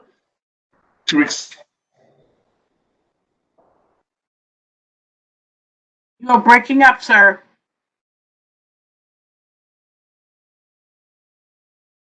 We lost you, Mr. Stokes. All right, well, what we will do is move on to, I don't see Mr. Kellogg on here. Is Mr. Cliff Kellogg on? Michael, is that Gersey? He was on at one time. Matthew Gersey, is that correct? Yes, Councilwoman. Thank you. And what we will do is, if Mr. Stokes is able to reconnect, we might break in, all right? Yes, Councilwoman. So would you proceed? Yes. Ladies and gentlemen of the council, my name is Matt Gersey. As indicated last week, I am a current member of the St. Louis County Clean Energy Development Board. I've been on the board for about 5.5 years. There are currently 3 members on the board. All members of the board are appointed or nominated by the county executive, and all of us are subject to approval by this body, this council. I originally wanted to be on the board sort of to basically to make sure that there are cost-effective ways for the citizens of St. Louis County to get clean energy financing or clean energy improvements done to their home. Now, one thing that I've tried to make sure is done during my time as a board member is to make sure that there are sort of comprehensive consumer protections with our program. We have a consumer protection policy in place that lays out many consumer protections that hopefully would avoid many of the instances that have occurred in California and other areas. For example, there's a loan-to-value limit of no more than 20% of the home. And it's my understanding that the administrator has not done a loan that's more than 15% of the value of the home. All of the payments, the terms are walked through by our administrator with the homeowner prior to the homeowner signing off on the contract. And also the homeowner is required to sign a certification at the end of the project indicating that it is done to their satisfaction before any money is provided to the contractor. And also, there are restrictions that I believe were indicated earlier about which products could be used through PACE financing. We also are overseen by the Missouri State Auditor. We file annual reports with the Missouri State Auditor. And also, I believe there were some issues regarding the value of the homes in terms of loan-to-value restriction. It's my understanding the legislation that was recently passed, that Representative Odonnell indicated, that sets forth that the actual value that is used is the assessed rate with the county. So hopefully in the future, that should avoid many of those issues. Certainly, a lot of the allegations that have come forth are also concerning to me. I think I have talked to our residential administrator about many of these issues. Byron DeLear with Weigering, who spoke at the last meeting, and I believe is also prepared today to go through consumer protection issues regarding that. So, regarding the council decision to go with MOSED or not, that's not something I really have an opinion on. That's not really in my purview. That's within the purview of this council, whether to go with MOSED or just ban the PACE program entirely. That's what this council is elected by the citizens of the county for. I would just say that, the benefit of having this PACE board is you get a say in who's on this board, whether it's me or someone else. They're all appointed by and approved by this council. Also, our board is overseen by this council. If there are any issues regarding our board, certainly you can call me at any time, and I'm more than happy to speak to this board. I know at least with MOSED there would be, I think, one representative with that board. But that's sort of the overarching issues for this board to consider. So I think regarding a lot of specific issues regarding consumer protection and how that's put forth, with that, I might defer my rest of my time to Byron DeLear with Weigering, who can kind of walk through a lot of that. At this particular time, we will go and ask the council members if they have any questions of you, Mr. Gersey, and you are on the board currently. Any council members with questions for Mr. Gersey? Councilwoman Dunaway. Thank you, Madam Chair. The county assessor, if you were listening to his comments, said something along the lines of the way PACE currently operates in St. Louis County is that we have the foxes looking over the hens. How would you react to that characterization? I mean, I guess to a certain extent, we are the PACE board. We oversee the administrators. We go through an RFP process where we hire the administrator. We went through an RFP process years ago, so the sense that there is no competition or not, there's least competition in the RFP process. Now, certainly we do, the administrator is that sole administrator, whether residential or commercial, for that time period. And we also are going through an RFP process right now.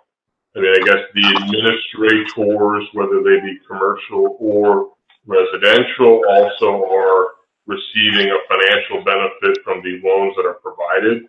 I mean, I guess that does occur. I don't know whether that's the Fox starting the penthouse, but I think that's sort of the nature of the PACE industry.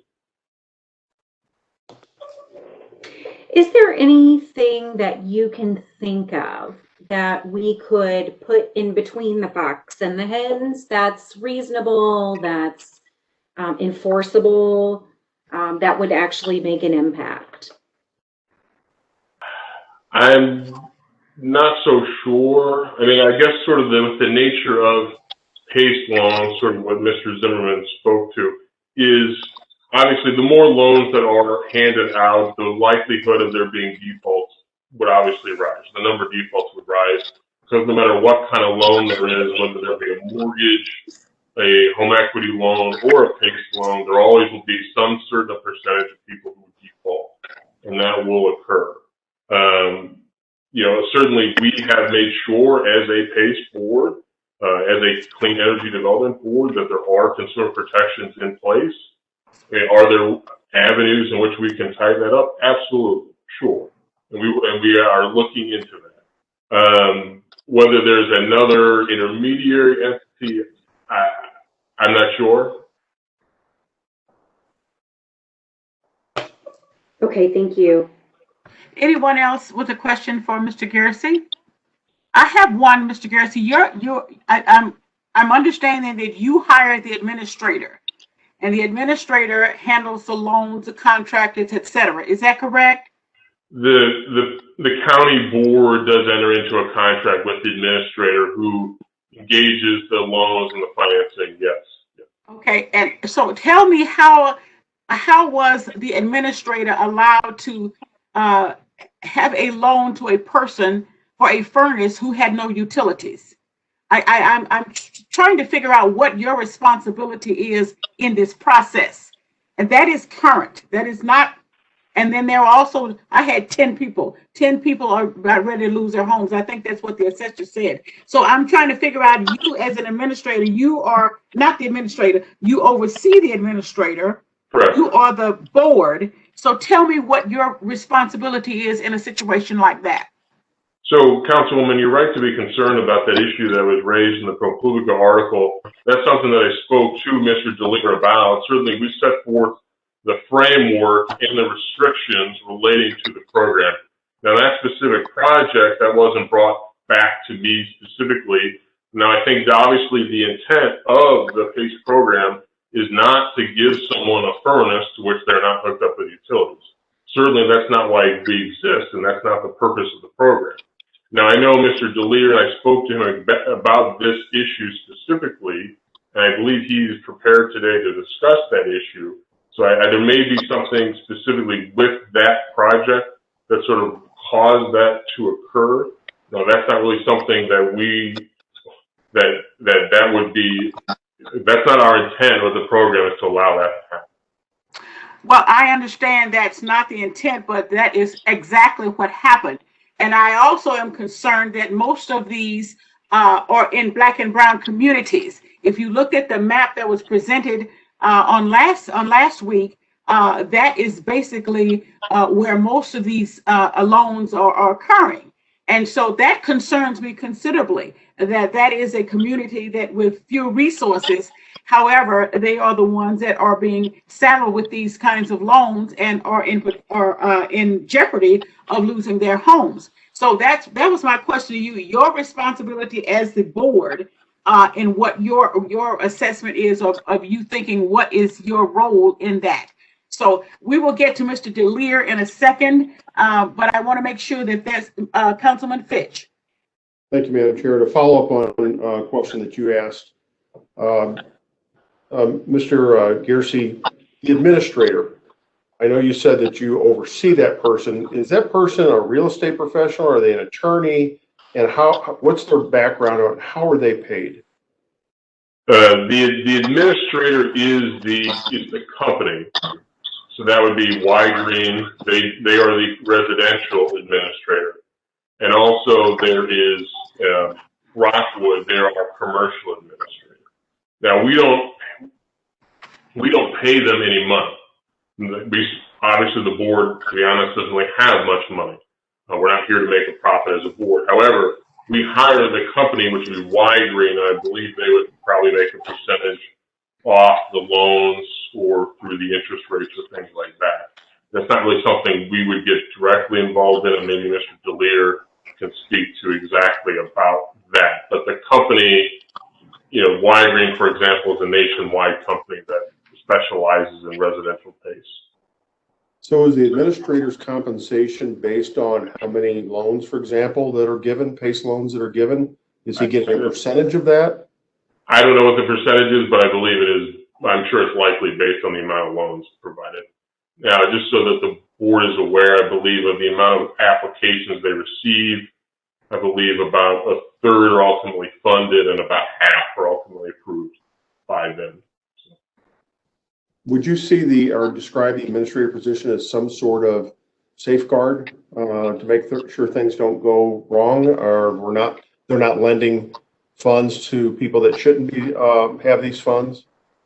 And I know that not only does the board have a lot of consumer protections, but they do as well. I do certainly understand the council's position, and the administrator is also the one who may be receiving the funding or the money from these loans as well, so I do understand that. Yeah, definitely. All right, thank you, Madam Chair. Thank you. Anyone else with a question for Mr. Garrissey? Okay, seeing none. Thank you so very much, sir. I'm sorry, Councilman Harder. Yeah, I don't know if you can hear me. We can. I'm in my car. I'm trying to hold the forum together here. With these loans, is the percentage paid to the administrator go up when they approve more loans, or do they make them on a per loan basis, no matter how many loans they approve? I don't know if I can speak to that exactly. I'm not aware of it going up or being a tier. I don't know if I can speak to that exactly. Maybe Mr. Delir could actually talk specifically about how they're paid. It's usually not something that we sort of are usually dealing with on our end. Let me ask you another question. How many loans are disapproved as they're submitted? Do you have an idea, percentage or number of loans compared to those that are approved? The numbers that I have for the residential program, this is as of the end of 2020, were 782 projects, applications received. So that's the applications that were received. 429, so maybe slightly over half, were approved. And then ultimately 224 were completed. Okay. And how long does it take from application to completion? That may be something for Mr. Delir to speak about, since they handle the sort of application and contract process. Okay, I guess I'll redirect my question, Mr. Delir, if he could answer those that I've asked so far. Mr. Delir, can you just specifically ask that question? We don't need a presentation at this point, but just answer the question that Councilman Harder asked, please. Sure. Councilman Harder, could you please repeat the last question? Last question dealt with number of applicants received, number approved, and time from application to approval of a project. Sure. So about 30% of the applications that we've received in St. Louis County have made it to funding. And in terms of the application to funding process, if it's an emergency appliance replacement need, for example, in this last polar vortex that happened in February, We had a single mother who ran a daycare center, and she didn't have stellar credit. She couldn't get access to traditional financing, and her furnace went out. And so we were able to step in and provide her financing to get her heating in her daycare center in less than 24 hours. Now, for somebody that wants to participate in an emergency appliance repair, like the example I just provided, they waive the 3-day right to cancel, which is a consumer protection that we have in place to that tracks with Truth in Lending Act federal requirements. In other words, an applicant, and this is some of the consumer protections that I went over in the last meeting, an applicant can cancel the financing for any reason within 3 days. What do you see the number one or number two reason for rejecting an application for this financing? I would have to get back to you with a more detailed answer, because we could certainly survey some of that data, Councilman Harder. There's any number of reasons why somebody may not want to participate in the PACE program. They may decide to pay for the project in cash, for example. They may have access to another financing option. I will say that we are actually proud of the program's ability to provide affordable access to capital for underserved communities. And, there's a lot of evidence that shows that without PACE financing available, that property owners will be saddled with much less secure and less affordable financing options. And I showed some of those comparisons in my presentation last week, and I'd be happy to share those materials with the board members to show the A/B comparisons of how PACE performs a critical role in the marketplace. It's not a panacea, it's not a cure-all, but it does fulfill a financial services public benefit for the folks that are participating in the program. And finally, we were given a list of roughly, let's just say, 30 names of different entities that are in possible 1, 2, and 3 year default situation. Is there any way that if you're responsible for those loans, could reach out to those people and come up with a way to avoid that type of default? Is there something you can do for those people, at least interim or as a stopgap mechanism? It's a great question. Sorry, Councilman Harder, I interrupted you. Go ahead.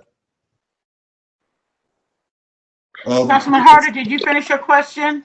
What can you do to help people who are in that 2-year period nearing? So it's a great question, and I reached out to Madam Chair's office in the last week to get the list of the 10 property owners, Madam Chair, that you had mentioned, and I didn't get a chance to speak with the right person in your office.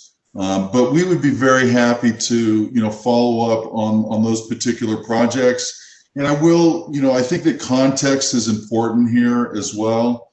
When you consider that over 5,000 foreclosures were done in the St. Louis metropolitan area in 2019 by mortgage banks, there's any number of reasons why foreclosures might happen in a property, and there's any number of reasons why someone might be late on their taxes. I will say that Y-Green has completed over 100,000 PACE projects, and we have never initiated foreclosure proceedings on a single project. Would you then say that this list that we were given may not be your customers?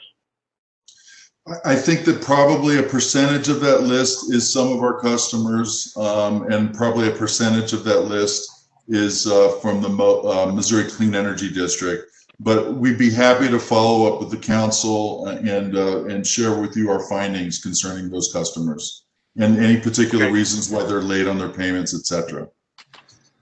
Because I think if there's a way of either refinancing or giving them some kind of way of figuring this out, I think that would be very helpful long term, whether we continue this program or not. We do have a refinancing option for financial hardship cases. And, you know, I'm not appraised of the exacting details on that program, but there's a distinct possibility that several of the folks on that list would be applicable for that option. I would appreciate if you reach out and report back to our council, if you don't mind, on your findings. Thank you. Thank you. Councilwoman Dunaway. Thank you, Madam Chair. Just from a mechanics perspective, when someone goes into default, how do you initiate foreclosure proceedings? You mean from the collector or assessor's point of view? Well, I'm just curious because you said you have never initiated a foreclosure proceeding, and I'm just curious about what you mean by that. Because, so I'll just stop there. Yeah, sure. So Y-Green in some of its markets, most of its markets, has the ability to initiate foreclosure proceedings. We do not believe that anybody that participates in the PACE program should lose their home. So out of 100,000 projects we've never initiated foreclosure proceedings. Councilwoman Dunaway? I'm good, thank you.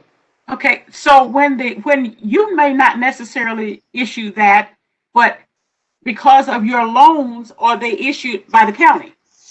Yes, that's absolutely true, Madam Chair. So that would not be your company that's doing that, but because they have a loan with your company, which is attached to their property tax or mortgage, then no, you wouldn't be doing that, but it would be the county. But at the end of the day, they would be foreclosed on. Yeah, that's correct. Is that what I'm hearing? That's correct. And I just want to provide the context that the average monthly payment obligation for these projects is $125 a month. In addition to what their current mortgage is. That's correct. The program, not just the $125. I think that's something you need to put in get the whole picture there. They just can't pay $150, and that's the end of that. Is that right? What was the question again? They can't just pay $150 on the PACE loan. They have to pay the mortgage, period. Your loan is attached to the mortgage. I'm just trying to make sure I'm clear and understanding how this works. Your loan is attached to the mortgage. They can't just write a check for $150 and say, I'm good, that's my mortgage for the month, or that's my payment for the month. Right. So some property owners will escrow their tax payments along with the mortgage payments. Sometimes mortgage companies don't escrow taxes, but PACE is a special assessment that's due on December 31st of every year with the taxes. The PACE is a line item payment on your property tax bill. And the average, yes. Okay, I'm sorry. Yeah, and the average, and just to reiterate, the average PACE assessment size in Missouri is about $15,000 for energy efficiency measures. And that translates to a payment obligation of around $125 a month, which is in addition to their property taxes. And if the property has a mortgage payment, then that would be in addition to that payment as well. So this would be similar to, let's say, a sewer lateral. That's a separate line on your property tax, correct? You have a sewer lateral assessment there from the munis. Exactly. Correct? Yeah, that's absolutely correct. So if and so yours would be another. This is a PACE line on that. That's correct. And if a community decides to issue bonds to do sewer improvements, they have to then deploy that money to do sewer improvements. They couldn't build swimming pools. Right. We all have probably in St. Louis County. We all have that little sewer lateral. I passed the legislation when I was in the Senate, so I'm aware of how that works in the House. But what I'm trying to say is that is in addition to your tax bill. That comes on your tax bill, and you just can't pay $28 and say, okay, I'm done with my mortgage, right?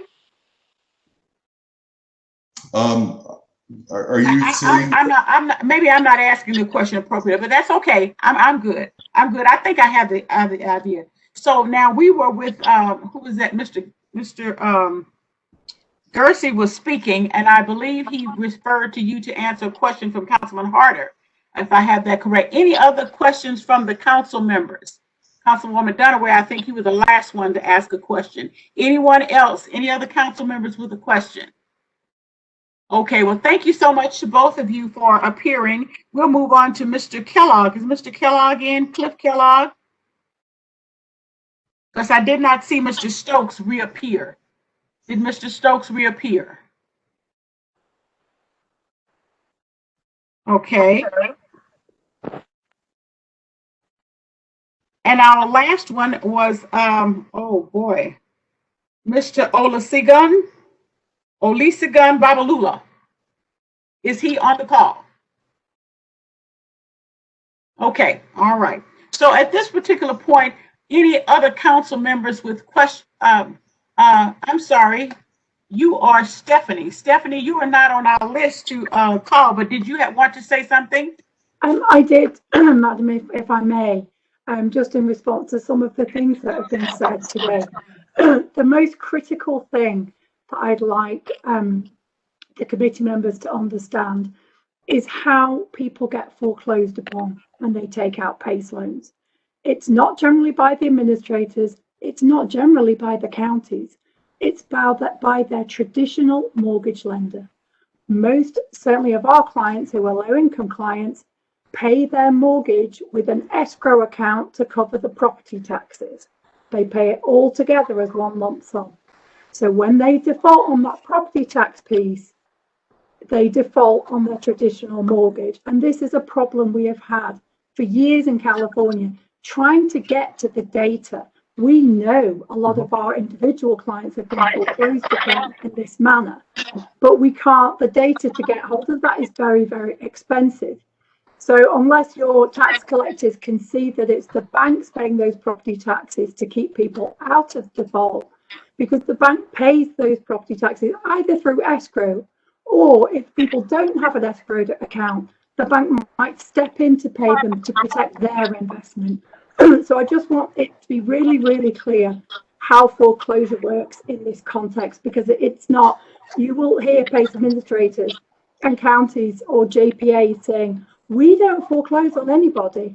They don't have to. The banks will do that process for them, and the banks are doing absolutely nothing wrong. They are just protecting their investments. So that's the first thing that I just wanted to make sure was cleared up there. And I wanted to reiterate what your assessor was saying, is that in effect, you will be acting as debt collectors for private companies from your own constituents. And I spoke recently to the auditor controller of Ventura County in Los Angeles, who has taken a stand and has turned round to the PACE administrators and the joint powers authorities and said, I am no longer putting these on the tax roll. And the reasons for doing that include the fact that the county has spent I'm reading from a letter that the auditor controller there sent to joint powers authorities. The county has spent countless hours providing customer service to frustrated and angry taxpayers, answering questions and fielding complaints over their PACE assessments. So, you know, even if you can in some way get rid of the liability, you're still going to be affected by this. And then a word on that liability, and I'd be interested to know if Mr. Harris has an answer for this. You know, who's indemnifying Mr. Harris's organisation? Is it the PACE administrators? I mentioned last week that the Western Riverside Council of Governments in California has applied to have stay lifted in the Renovate bankruptcy, stating that they have legal bills of $8.5 million. And that's just the legal bills. So if they're found culpable, there will also be millions and billions worth of damages on top of that they will be responsible for. And I don't see a way, I can't predict the future, but I could see homeowners suing the council directly for their part in this program going forward. Excuse me. The other things that I would like to say are There's a lot of talk of energy efficient home improvements. Mr. Harris was keen to say that a kitchen would not be something that would be funded under PACE. But the problem is this: the PACE financing companies do not look at the home improvement contracts. The home improvement contracts often say something entirely different. Often accessory dwelling units, which are not PACE financing or energy efficient, we see them, we know exactly what they are because we see on the home improvement contract, it says windows, doors, roofs, all things that are supposed to be financed, but that an ADU is not supposed to be financed. That's not making the existing home any more energy efficient. That's where you can even see things. We have had home improvement contracts that include kitchens, include bathrooms, that are not shown on the financing statement. That also does include the, tens, if not hundreds at this point, of cases that we have seen where no work was done at all.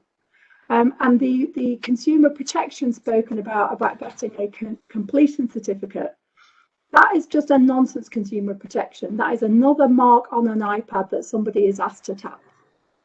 People generally have no idea what they're signing when they do that. That is not a consumer protection. I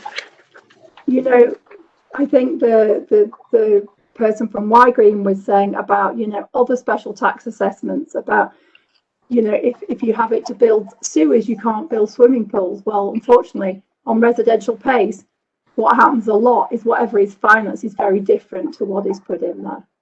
And then you lay on top of that the price gouging, the high interest rates. As we said last week, I implore you to step away from this program.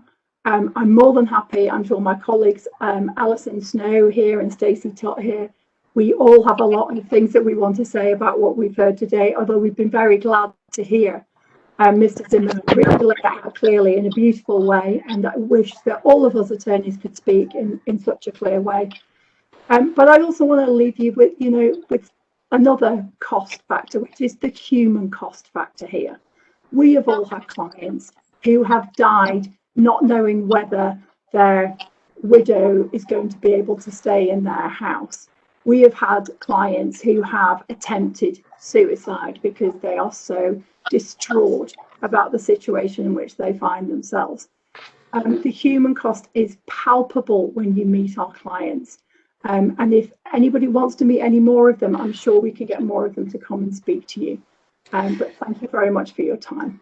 And thank you so much for your time. What we're doing now is those of you who have and you had testified earlier on the last one, and what we want to do now is if you have something, we're going to end at 3:30 because we have gone through all about the people here with the agenda. And so we will take at this point, if you have succinct messages that you want to tell us, we appreciate that. And so that we can end at 3:30. This has been a very lengthy process. We have gotten a lot of information. We need an opportunity to digest this, and we can't do that if all you continue to talk. So at this point, I'm going to go to David Jackson to give us a kind of a follow wrap up of what you think your proposal is. Thank you, Madam Chair. Chris, if you could share my screen here, I wanted to provide some answers on the some of the questions about specific delinquencies that were brought up yesterday in response to some of the questions. Is this a PowerPoint? Do you have a PowerPoint? Yes, I will be brief. Okay, because we like to see our PowerPoints before. We want to have that information before so we can formulate questions if we do. But go ahead and do that and send it to us later. Chris? And Chris has a copy of this. That's fine. He didn't send it to us yet. Madam Chair, actually, I forwarded it to you just as the beginning of the meeting because I got it just as the meeting was started. And David should have presenter privileges now. Let's go. Thank you. I know that there's a lot of confusion out there on the different players in this market. Excuse me, a lot of the problems, and I think a lot of that is by design in trying to confuse people. As the assessor mentioned, there's a lot of food that's been thrown in this over the last, we've been working on this for the last 4 or 5 years now to try to provide in St. Louis County and been consistently blocked by some of the providers that have had a monopoly and, in our opinion, created a lot of the problems that St. Louis County has incurred. However, we also understand that it's not the council's job to worry about who wins, and who loses in terms of the private sector of this, but to protect your constituents and make sure that people aren't ripped off and not head on. And so we want to provide you with that information the best we can. And I will run through really quick here really what the point of this bill is. The point of this bill and why we support it through the Clean Energy District as well as PACE Funding Group is to provide competition and to inject consumer protections.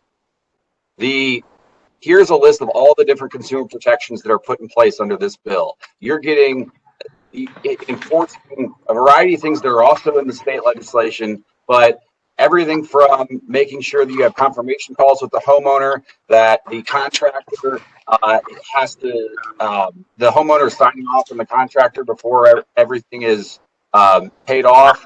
You're checking their ability to repay, and a variety of different consumer protections. It also has a piece in there on minority inclusion, which I think is a huge piece of that.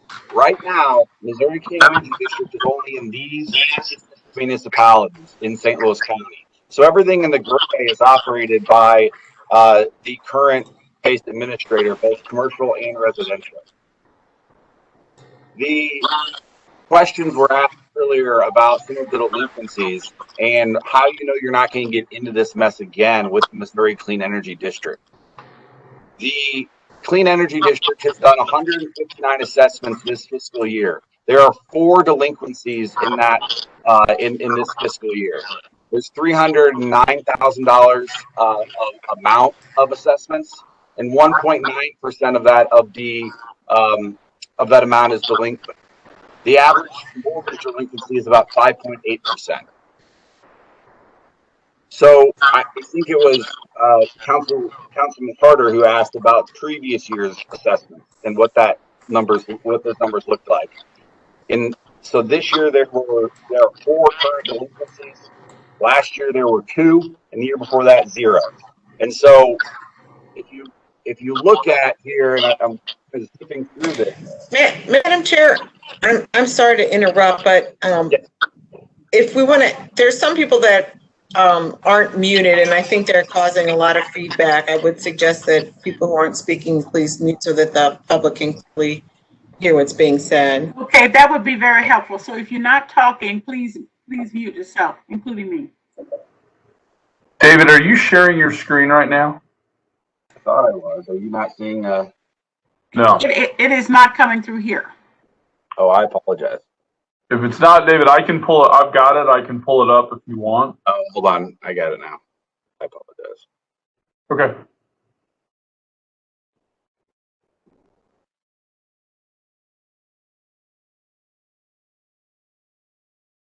Is that showing now?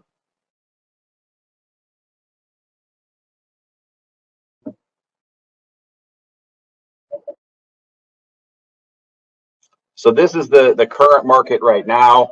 And I don't want to repeat things I've already said, but this is the map of the current municipalities the Clean Energy District is in, the current counties across the state, all the different consumer protections, and I'll provide, the council should have a copy of this. The number of consumer protections that the Missouri Clean Energy District has in place. And then the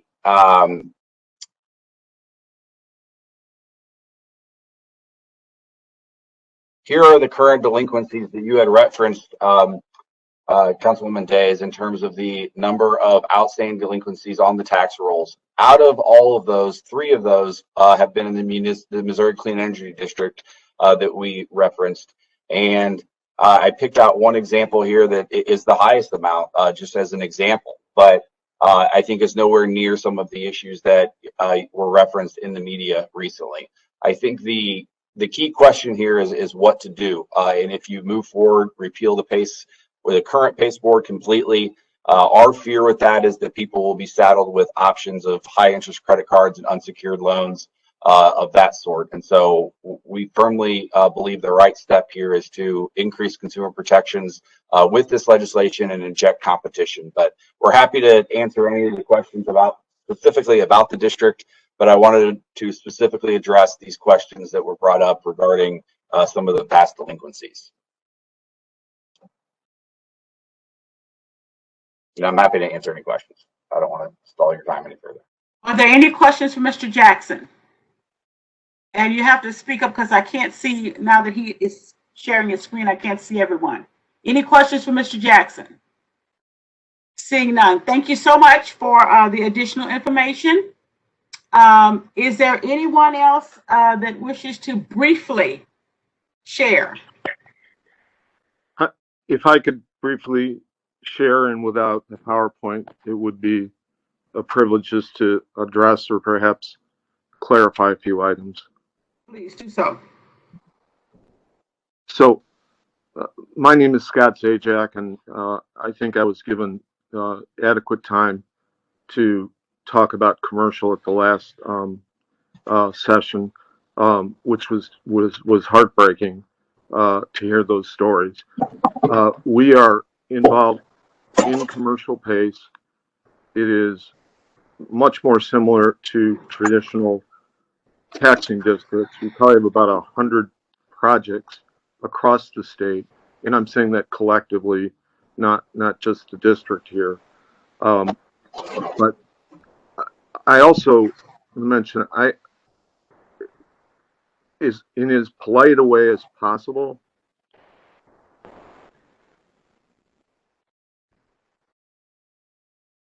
You're breaking up.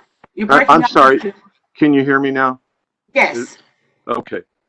It is the Missouri Clean Energy District that brought Renovate America into this community with what we think is a dubious way, and our legal counsel as well, of creating these sort of fictional statewide districts.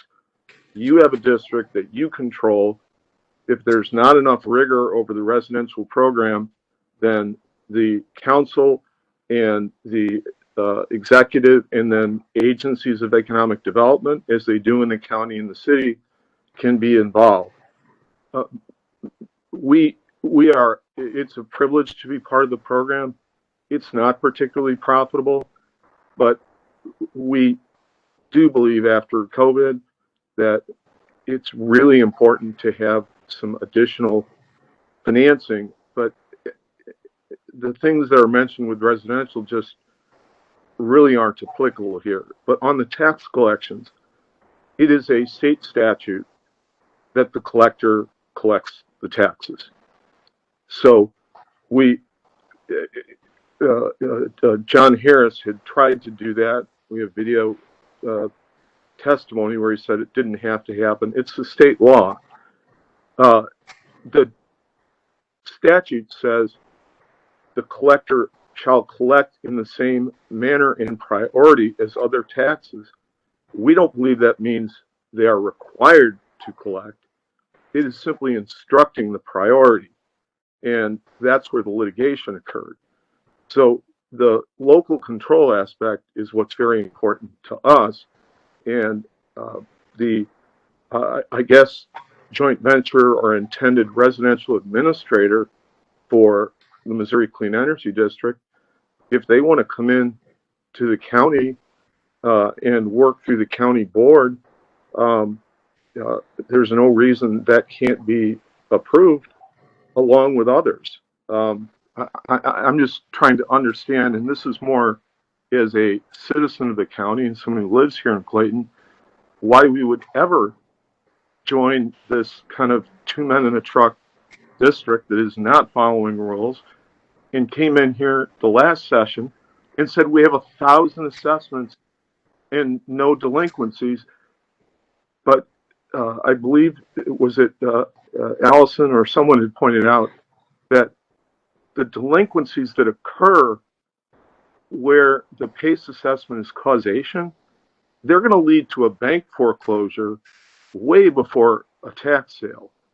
So I'm not speaking for or against. I just think we have to have accurate information in front of people. And joining this district, there's an advisory role. The same language about not suing the county was offered in the city, and I was fine with that. But then they came back and said, "Oh, we can't do that because we might have to sue the collector of the city, or if we don't, one of the for-profit administrators will." So I think, and I don't like to be contentious. I mean, I think we're all very collegial in this industry, but this is an open district for commercial pays. And we would love to see more of it. It kind of froze up during COVID. And I have hope for residential pays, but, I'm not unconcerned. So I am knowledgeable about tax collections, other things. If there was something that maybe wasn't explained earlier, I'm happy to do it. Otherwise, I'll yield whatever time, if any, I had left. Yes, sir. Thank you so much. And we'll see if any council members have any questions of you at this particular point. Probably most of them were asked last week when we had this one. So we do appreciate your staying on and giving us the benefit of your knowledge there. Anyone else? Allison, I see you there. Can you be very quick? It is 3:15 here. And as I said, I promised the council members we will be ending at 3:30. So if you have something that you can succinctly say to us, please do so at this time. So the current PACE government lenders have been left holding the proverbial bag for the fraud, predatory nature of the PACE loans and the unconscionable provisions. It's an expensive bag and the liability exposure is high. Brad Ketcher touched on this myth that there's no cost or liability. I have several clients where the government authority, the PACE government lender, is left holding the bag. I have Antonio and Maria Zuniga who had a totally fraudulent loan entered into 2019 after the purported California consumer protections had already been initiated. Salvador and Amalia Sanchez similarly in 2019 experienced the same thing. WRCOG has estimated in its motion for relief from stay in the bankruptcy action that it will cost $500,000 per case to litigate these statements. And this is the government entity who has to do this. And as Renovate America has filed for bankruptcy, there's no one to indemnify these government entities. And then the other existing PACE authorities have not proven their financial wherewithal that the same fate that happened to Renovate America won't pass on to them. LA County canceled its program after consumer fraud protections laws there were passed, but there seemed to be no end to the fraud. WRCOG similarly has canceled all of its residential PACE programs. A board member from the Riverside County, Kevin Jeffries, in a news article is quoted stating, WRCOG should have known what the DA's office has found and announced. They chose to look the other way. I feel like somebody within WRCOG's structure needs to be held accountable for putting the blinders on everyone. It was reported that when WRCOG decided to end their relationship with Renovate America over concerns of how the HERO program was being managed there, Mr. Jeffries went on to say via email, it's absolutely great news that the elected leaders of WRCOG are actually breaking away from the smoke-filled backroom deals that WRCOG staff had previously hitched them to. The exclusive monopoly that WRCOG had arranged and entered into to maximize profits on the back of homeowners should never have happened. If it seems to be too good to be true, this myth that it has no cost and no liability to PACE authorities has been belied by the Renovate America fiasco, and Renovate America is not an outlier. The PACE program administrators have significant problems. For example, PACE funding has issues with basic compliance. We have 3 clients, Limerent Trust, the Cochran matter, and the Overstreet matter, where all 3 cases were with non-record owners of the property. So they obtained in these 3 cases over $300,000 worth of PACE liens and assessments with someone who did not even own the property. The minimum underwriting requirements have always been that PACE assessment agreements be with the record owner of the property. Why they get away with this? because the fox is watching over the hen house. There is no enforcement. And so the Consumer Financial Protection Bureau, the Department of Business Oversight, the County Assessor's Office, none of these agencies that have traditional enforcement authority over loans have enforcement authority over PACE assessments. And that is why you see so many problems with this program. And so I would just like to echo what Jake Zimmerman has said. Is this a business you really want to be in? Thank you. Thank you so much. Any questions for Ms. Snow? Any questions for Ms. Snow? Seeing none. I don't see anyone else on the call who has not had an opportunity to speak that would like to do so at this particular time. Any council members with any parting questions, comments, suggestions? Seeing none. All right. Listen, thank you so much for your patience during this. I think Councilwoman Dunaway wanted to make sure that all aspects of this were heard and that we understood that, and then we can move forward with making the decisions that we need to make at this particular time. I would like a motion to adjourn. Madam Chair. I'm sorry. Do we have any public comments? I knew it. No, Madam Chair, there are no public comments for the meeting. All right. Thank you so much, Diane. I appreciate that. Motion to adjourn, please. So moved, Madam Chair. Second. Second, Fitch. All right. All in favor, please say aye. Aye. Those opposed, no. We are adjourned. And thank you so much. Bye-bye. Thank you.